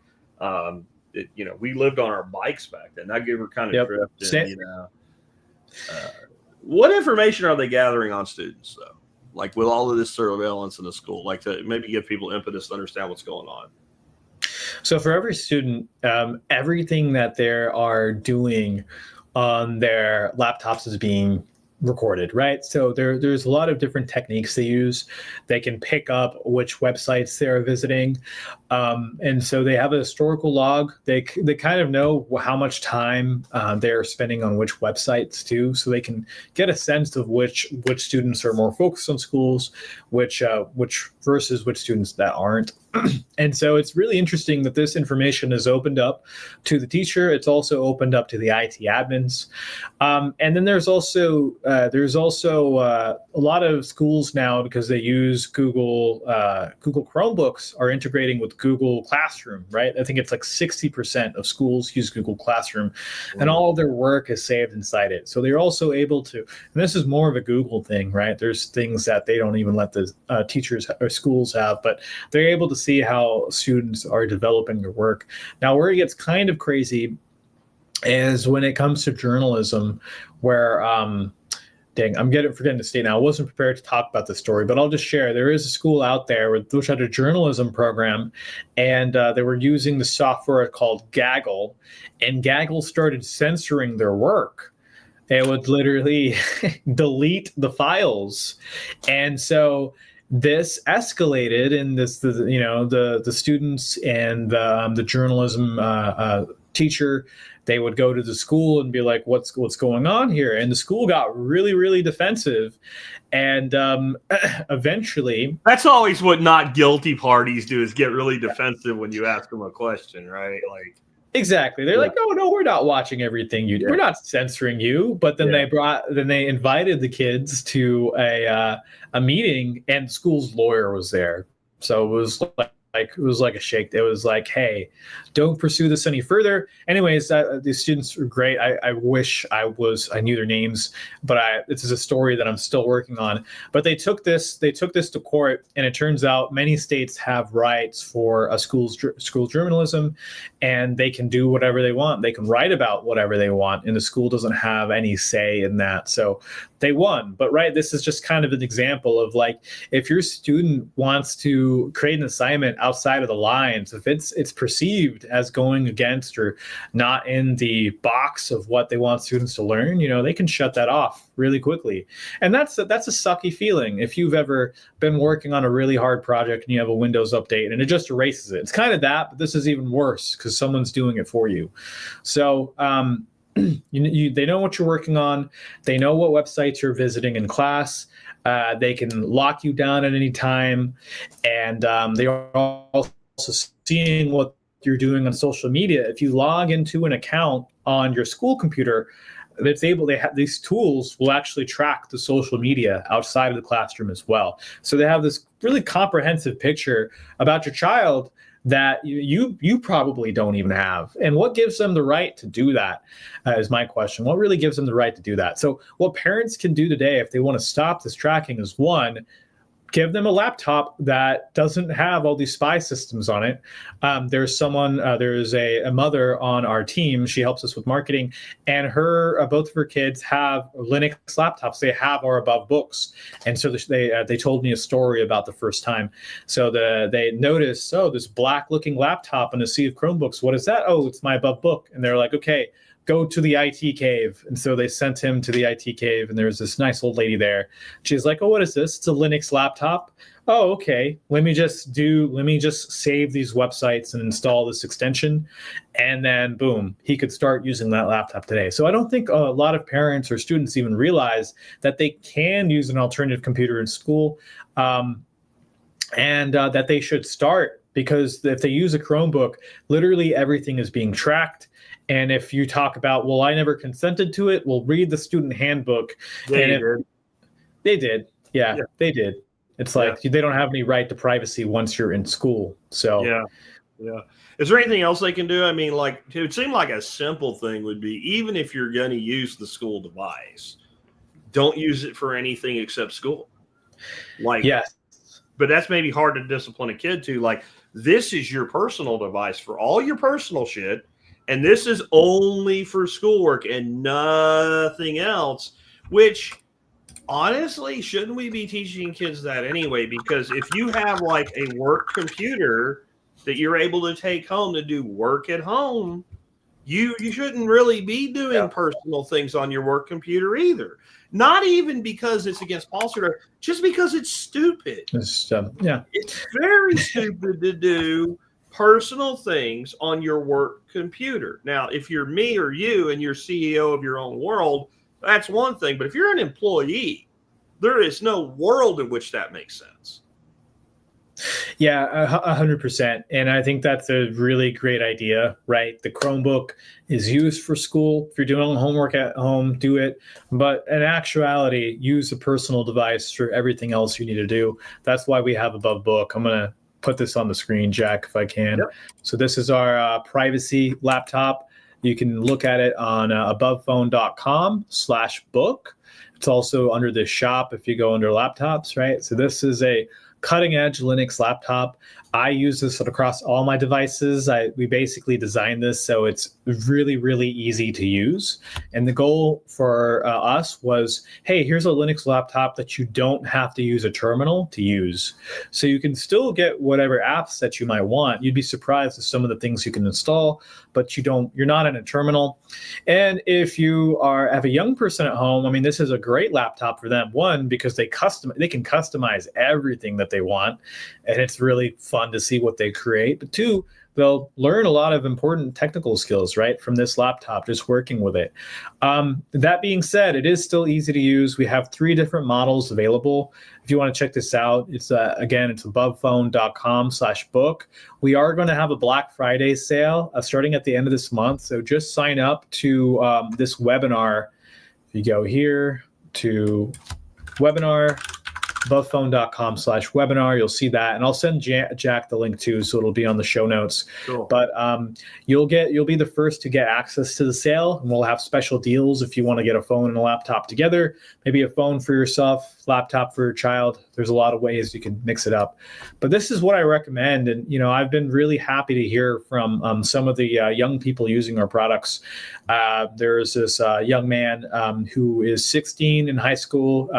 He was homeschooled, but now his Above phone is his first phone, and he's telling his friends about it. He's raising awareness about the apps that they use and how they're not private. So I love it because it actually activated him to start thinking deeper about the impact of technology in his life. So, I think that's probably a good approach when you are exposing your kid to technology. Don't get something that treats them like they're like an idiot.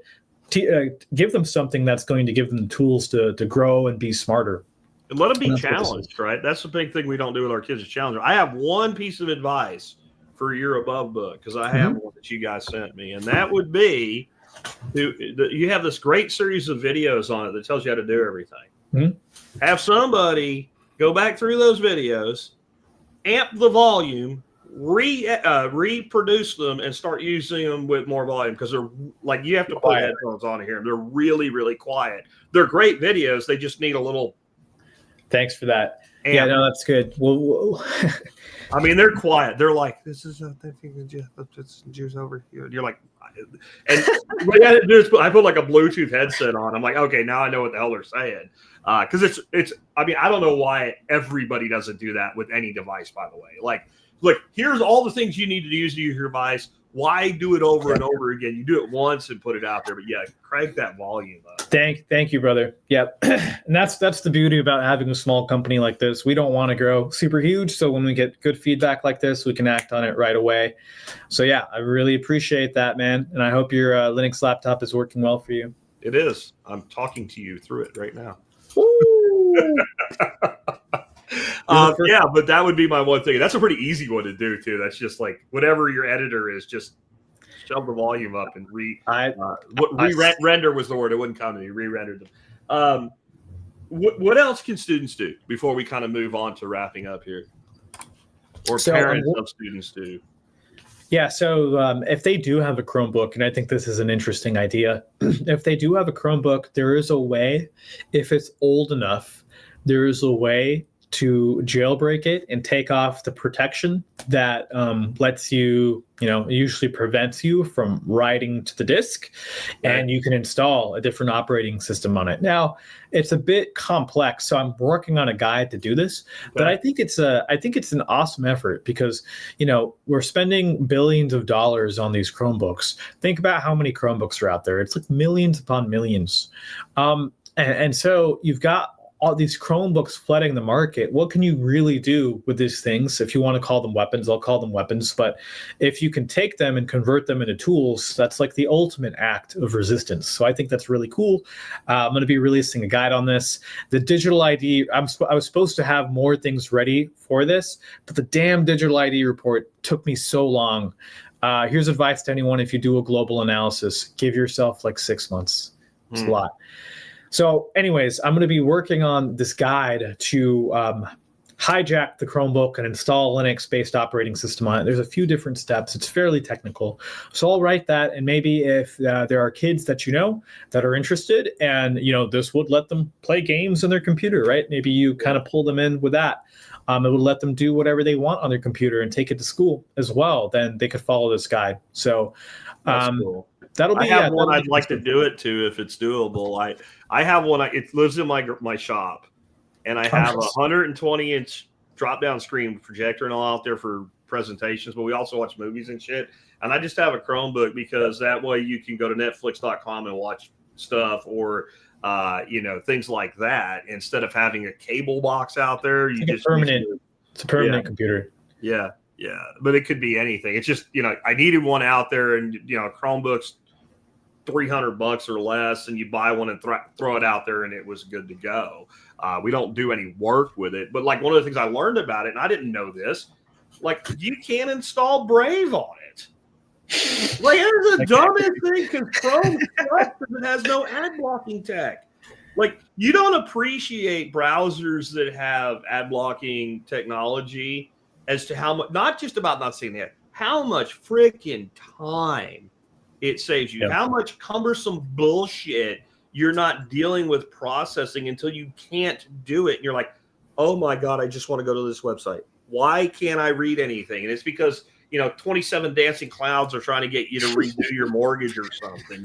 There's sexy new singles in your area. Yeah, really want your attention. Seniors in Texas aren't supposed to know about this way that they can get nothing. Like stuff like that. You're like, holy shit!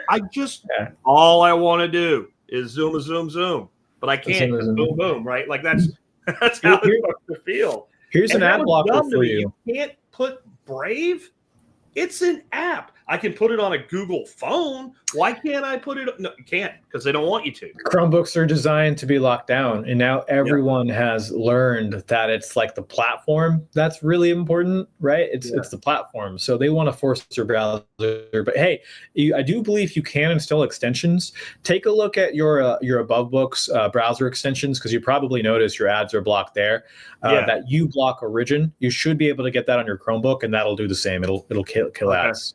Okay. Yeah. What else? I haven't, like I said, because I don't do anything with it, I haven't messed with it. But like the first thing I do when I get a device is like put the stuff I want on it, and like, I can't do that. Great. And I'm like, well, I know I'm not putting Dissenter on that thing then, because that's never going to happen, right? Man. So do you have any like final thoughts for people? Again, kind of review like what they can find at Above Phone, and like you have some of these like seminars and things like that coming up, and you have this report that you sent me. Let people know all about that, and I'll make sure they can get it in the show notes. All right, yeah, for sure. So I've been working on this digital ID report for the last 3 months, probably the biggest project I've done. And I wanted to just raise awareness about what's going on with digital ID and give people a definition to work off of. So when you see this stuff start to become more commonplace, it's really early on, guys. We're like 10 to 15% in. When you see it coming, you'll be able to clearly identify it and you'll be able to work around it, right? Because I think we have about 2 years right now to build very resilient community networks where you can go to this person, look them in the eye and say, hey, whatever we're doing, digital ID will never come between us. I'll never put a digital ID wall between our products. That's what I think everyone needs to be doing now. That's what I'm doing here in my town. That's what you'd be doing in yours. So if you want to understand how digital ID works and what it's going to look like in the future, and I've literally studied every continent, go to abovephone.com/digital. The report is already available for download, and you can download it here. And so, yep. You'll get the report in your email. You'll also get an executive summary. I'll appreciate if you share that around.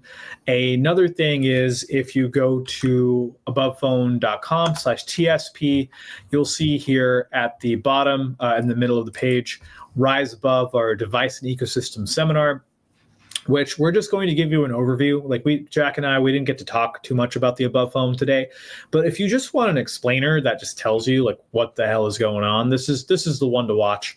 I'm going to explain to you how big tech is, one, controlling everything that you do on your phone, how your phone is pre-hacked. It's literally hacked before it can get to you. They can install apps on it. They can remove apps from it. So I'm going to look at clear documented cases, right, where it's pre-hacked. Someone already hacked it.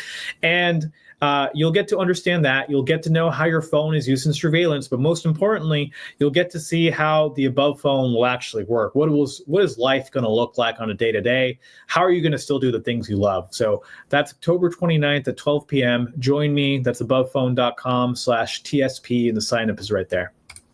Very cool, man. Let me hit a few questions and comments on the way out from the audience that I have starred. Cool. Nick says, question for later. When does the new Google phone become available at above phone? Yeah, I think he's talking about the Pixel 10.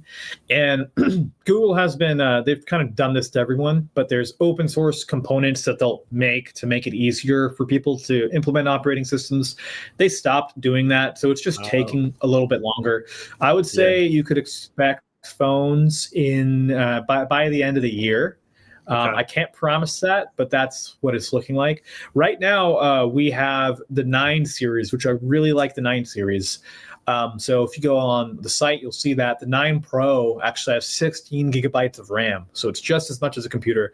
It's super fast. It's what I use right now, and I really like it. So this is something I wanted to ask you about, because this is one of my concerns with digital ID, and it could end up being it could be any sort of ID requirement, because of the things that can be done anonymously on the internet, and some of it is pretty bad. I mean, there's good and bad in all things, or children accessing porn or who knows what. EU specifically, I've heard about this, like where they're saying, like, just to get online, like, you go to get on the internet and it's like a box that says internet. Yeah, you can't, like right now we're kind of accustomed to, if I come to your house and I say, hey, do you have a guest network? Yeah, what's the password? 1, 2, 3, 4, whatever. I jump on your network. I just start doing shit. It seems like each session could be like you can't get on the net without ID. Do you think that's a real risk? And if so, would there be anything we could do about that? It's possible. It's possible that this can happen in countries where this is kind of already the case in some way or another. It's China. China's like this. India's like this. Pakistan's like this. So Eastern countries, right? The only way it would work is if they have enough compliance from enough of the population. Otherwise, if they did this and people didn't comply, it would crush the economy. Think about it. Like, internet's involved in everything. So they're playing on a slippery slope. They want you to comply, but they can't do everything at once. Yeah. That's why they delayed Real ID for 20 years. They've been doing that for 20 years, hoping people will play along. That's why it's really important to spread the word and stay strong here. To respond to the question too, right? You'll need your digital ID to access the internet and access your Bitcoin. Access your Bitcoin only if you use a big tech device. I can see it being really, really easy when digital ID becomes like there's a national program. It's literally rolled right into your operating system. It's part of it, right? That's another reason why using these de-Googled phones and Linux laptops is so important, to just sidestep that completely. Mm-hmm. Yeah, it's kind of like, making you register your car to drive it on the road. Like, the road's there, but imagine if when you went to leave your house, if your vehicle wasn't registered, it wouldn't start. Yeah. Or it would start, but when you put it in gear, it would stay in park. Like that. Yeah. That's kind of what because the internet's like this highway system, right? And once you're on it, you can go anywhere and do anything. I think it might be difficult in the United States too, just because you have to get ISPs to comply, and for at least unless you get them all to do it on the same day, well, then everybody's migrating. I mean, right now where I live, that might be a little difficult. You pretty much have Comcast, or you don't have internet here. Except, well, you could have Starlink, and you could have dish-based internet like other satellite internet providers. But there's places where, like, where my kid lives, 30 minutes from me, they have like 10 different options for internet service. So it seems a little more difficult. I also think that, like, the whole Bitcoin thing, if I can get on the internet anywhere in any way, I can make that use Bitcoin. The problem for Bitcoin and any digital asset, honestly, is less about being able to get on the internet to access it. If you want to spend it, you can do that. That's very difficult to stop. Cash out. Cashing out. The on-ramps and off-ramps into and out of fiat are the regulatory bottlenecks where they could make life very, very difficult. Like, Mostly I hold just Bitcoin. That's kind of my thing. But I do have a bunch of Ethereum that I'm not selling because the cost to me to sell it is extreme. It's like 100% income. I bought it when it was $1 something.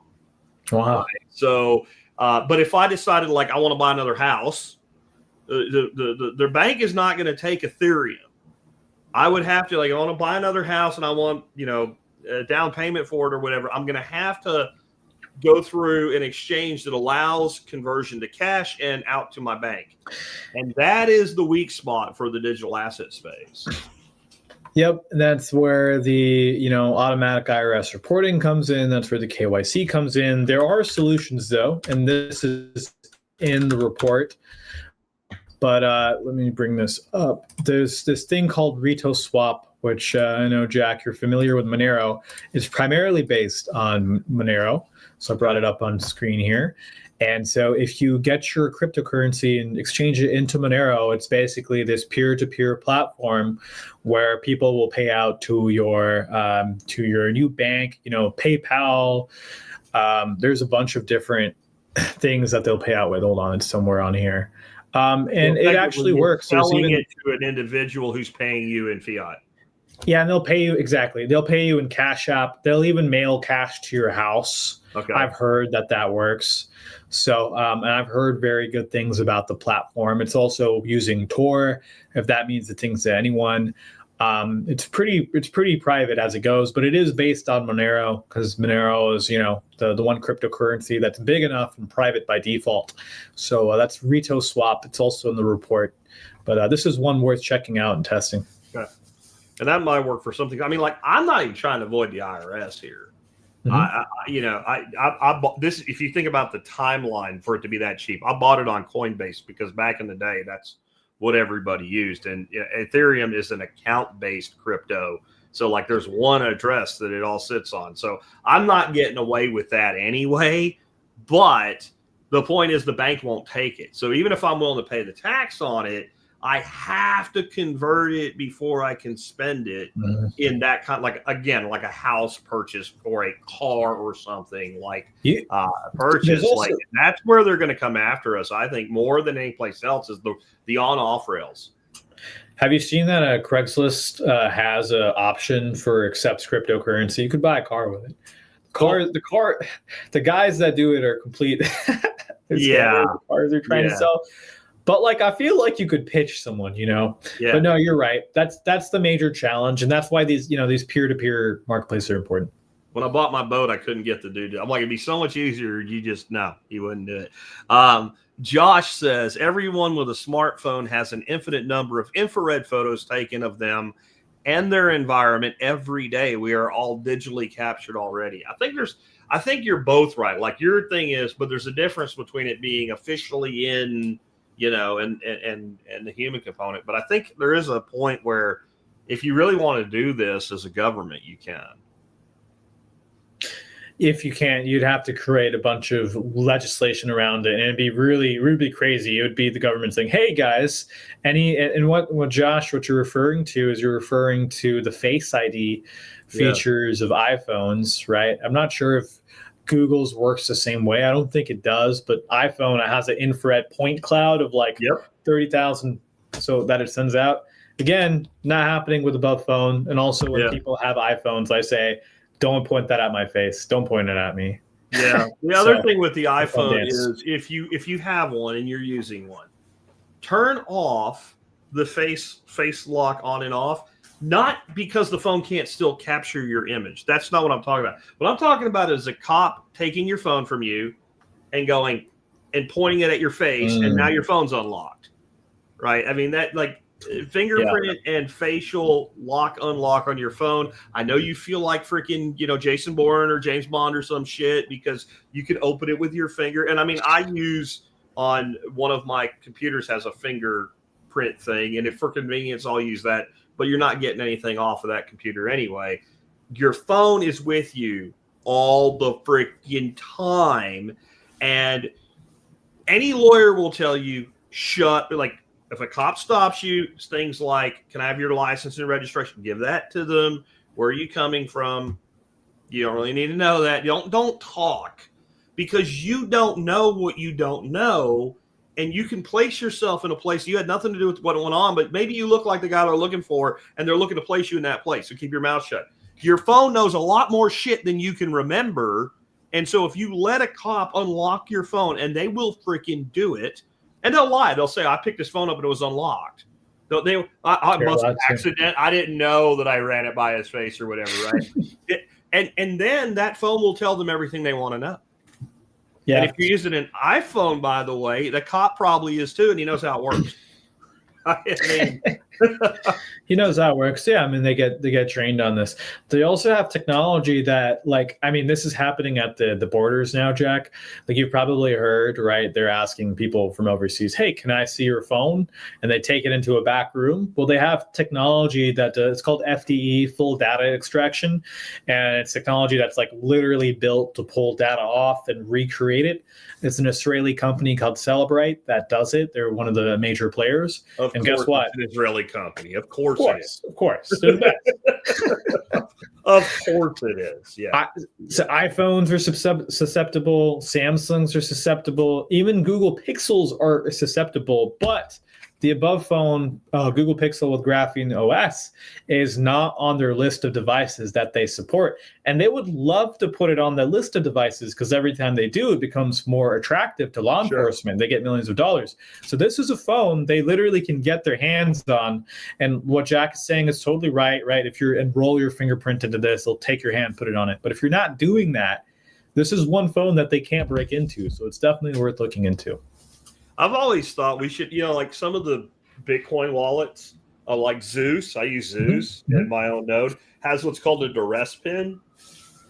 It. Maybe we should build in the phone some sort of a duress pin that literally creates a fake, like they think they're in. It's one thing to like lock it up permanently or whatever. It'd be another thing if they're like, oh, this guy's fucking boring. He doesn't do anything, right?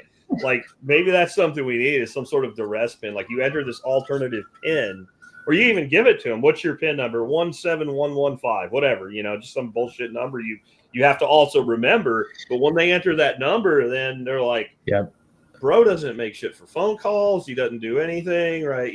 Like I'm glad you brought that up. Work, then. Yeah, I mean, and then they're off the trail. They're off the set, which is a scary thing. I mean, Jack, I don't know if you've seen those videos of people getting assaulted. They've been targeted and assaulted for their crypto. It's brutal, man. It's brutal. And so that's what they're looking for too. On this phone, you can actually create private spaces. It's kind of a hidden space. If you don't know it's there, you can't activate it. But it's a private space where you can put your crypto app, your financial app. So you look at it, it looks like a normal phone. There's also user profiles, which are separate, different containers that just looks like having a phone within your phone that you can kind of use. You need to know ahead of time someone's getting your phone to turn those on. But the private space is great because it'll just kind of be there by default and it won't show up on your phone. One last thing is that there is a duress pin. And if you enable this, which I've had a customer or two that's like, I accidentally put in my duress pin, everything's gone. And we're like, yep, that's the point. That's the point of the duress pin. Yeah. Just deletes everything. Yeah, that's what I'm saying. Like it'd be better if it just created that compartmentalization so that you don't actually lose it, but they don't see it. Then I want to ask you about this, and then we can wrap up. I just when you were talking at some point, I thought of this about protests. So Jack Dorsey was talking about this app. I can't remember what it's called now, but it basically allows text messaging using Bluetooth, which at first I was like, so that's about 30 feet. That's stupid. But then again, I have like this repeater up on my thing for Bluetooth messaging that actually can go pretty damn far using Bluetooth on a rebroadcast. But then I realized what he was actually pushing it for. Like they'll shut off internet in an area, like they'll shut off the cell access where a protest is going on or whatever. But if you have Bluetooth, then the people can communicate with each other. It's really device to device, right? And if you're using it like in a group chat, then it's device to device to device to device. Like once this device has it, then all the devices in its range have it, and then all the devices in that. And that's really impossible to stop. And so, what are your thoughts on that? I can't remember the name of the app, but it's It's something. called Bit Chat, or you could call it Yeah, Bit Chat. yeah. I've done a lot of research on this one. And one thing that's interesting, Jack, supposedly, he says this, he built it over a weekend with AI. Yeah.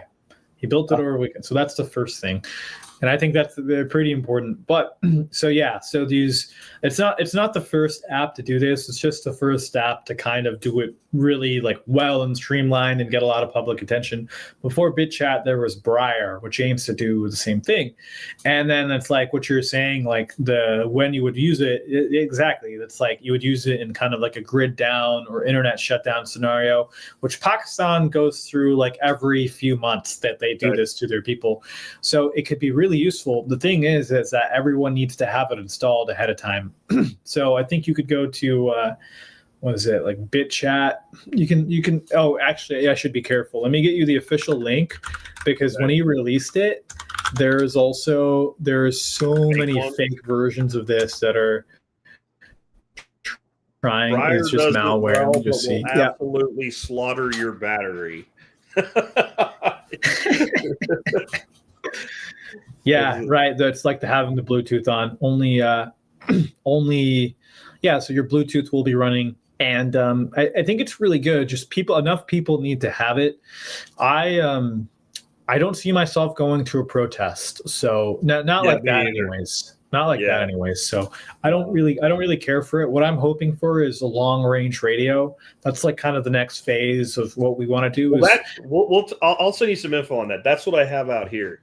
Mm-hmm. There is a radio tech that you're Bluetooth to the repeater, but the repeater is using radio frequency to transfer the information and relay it. Nice. I have using that on your phone and your laptop. I'll send you a link to the episode where we talked about it. Awesome. Yeah. No. So yeah, I mean, I think these are important. I think, like I said, with digital ID, 2 years away from digital ID being available.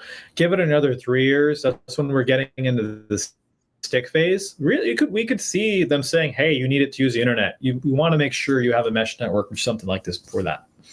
Yeah, I mean, yeah, and KT says Meshtastic. That's what it's called.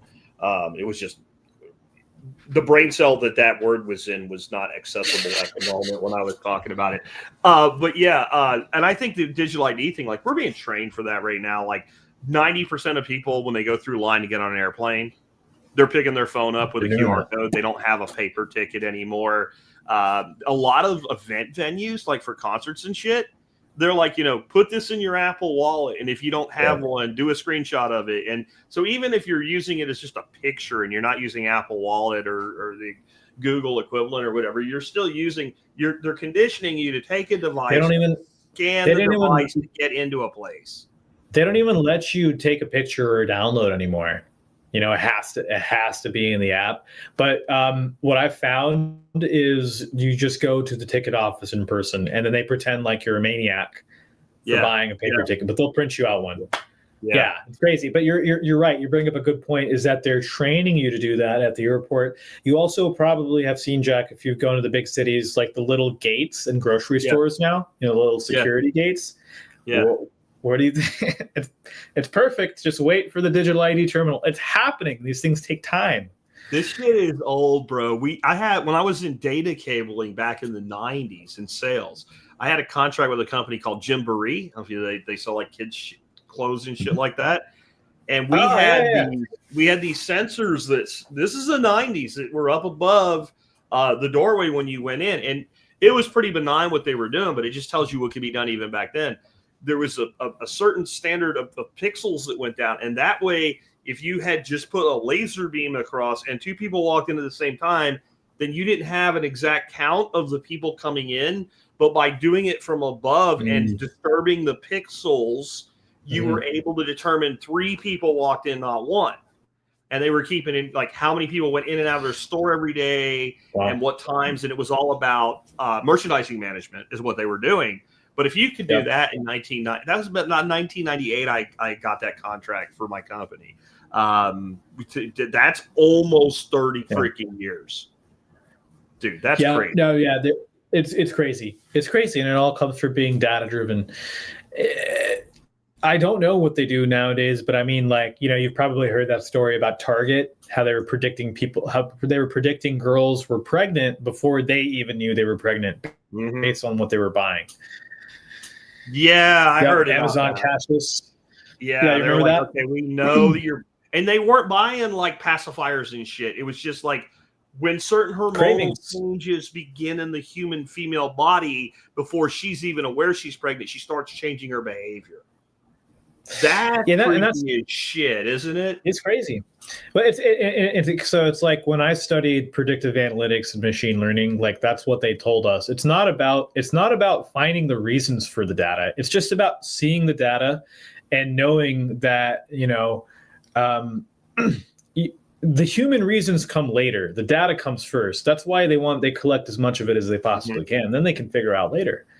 It's like, all right, this person's probably pregnant. We can market to them later on. And it was really funny because I remember that story. Like her father answered the door, and they were like, "Oh, is she home? We want to talk to her about her pregnancy." And so it was a major shock to that family. Wow, not the best way to get outed. Well, folks, hope you guys enjoyed today. We ran past the 2-hour mark, so it had to be a good discussion, or it wouldn't have went that long. Hakeem, I'd like to thank you for being with us today. And again, just remind people of where they can learn more about your work. Yes, thanks everyone for watching. Follow my work. If you want to watch my weekly show, go to tbot.substack.com. I do a weekly show about the most important news stories every week. Every week I have a solution because I'm not about being a doom porner. I want people to feel inspired. So check that out. That's tbot.substack.com. Also, join our webinar coming up next Wednesday. Go to abovephone.com/TSP. If you want to learn more about the Above Phone, I would love to see you there. And you'll see the information to sign up for that and the report on that page. Awesome, man. I appreciate you for being with us today. Thank you, Jack, for having me on. Blessings. All right, folks, real quick, thanks for being with us today. I just want to go ahead and wrap up with you here at the end. First and foremost, I want to remind you guys, one of the ways you can help support our work is to always start your online shopping at tspaz.com. That's TSPAZ, tspaz.com. Go there. You'll see all the things that I've reviewed over the years. There's over 500 products reviewed there. They're all things I've spent my own money on, or I wouldn't recommend them to you. Today's item of the day is low tech, high tech, right? The Thermo Maven Instant Read Meat Thermometer. You need one of these if you're a cook at all. If you microwave your food, that's different. If you cook steaks and pork chops and stuff like that, I'm all about the high-tech, Bluetooth-enabled probes and all. They don't work for certain things, and they're just not right for certain things. An instant read is exactly what it says. It's instant read. This is the best one I can find without mortgage and kidney. They cost about $20. You open them up like you open up a folding knife, stick it in, gives you a number. They use a regular freaking battery. Like it's either a AA or AAA. I don't remember. I think there are 2 AAAs in it. So you don't need some kind of space age battery for the damn thing. And a lot of them that use like the little disc batteries we use for like our scopes and stuff like that. Yeah, I have those batteries, but they're impossible to close. This thing, you take a screw off, pop, like it just works. And it's accurate as get out. Got one of these for my son as well, so he can make sure that his wife's steak isn't too red or whatever. These are fantastic. And again, they're about $20. It will improve your cooking, and it opens beer bottles. So that's got enough. And it's magnetic, and it's got one of the most important things that these things can have, an automatic shut off. So that when you leave it open, because you will, it doesn't kill the battery on you, because you will, and because it will. Next up today, I just want to remind you guys, as always, about my book, Laws of Life. Ditch the System, Design Your Life by Jack Spirko. You can pick up a copy on Amazon. Pick it up, give it as a gift, read it, improve your life with it.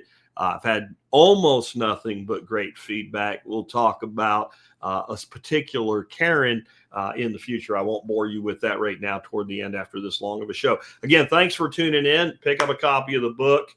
Shop at T-Spaz. Check out Above Phone's website, or Above Agencies, I should say, website, and check out all of the cool stuff. I will have, as Hakeem mentioned and I mentioned during the show, I will have everything in the show notes. Right down, if you're in watching the video, there's a link right near the top of the video notes below. You click that link, you go over to the audio side, you get all of the stuff. If you're watching me live and you click that link right now, it won't work because I'm not quite done yet. It'll take about 30 minutes after the live stream ends for the audio version to go up. Take care, guys. I'll catch you tomorrow with that expert panel Q&A show of the week.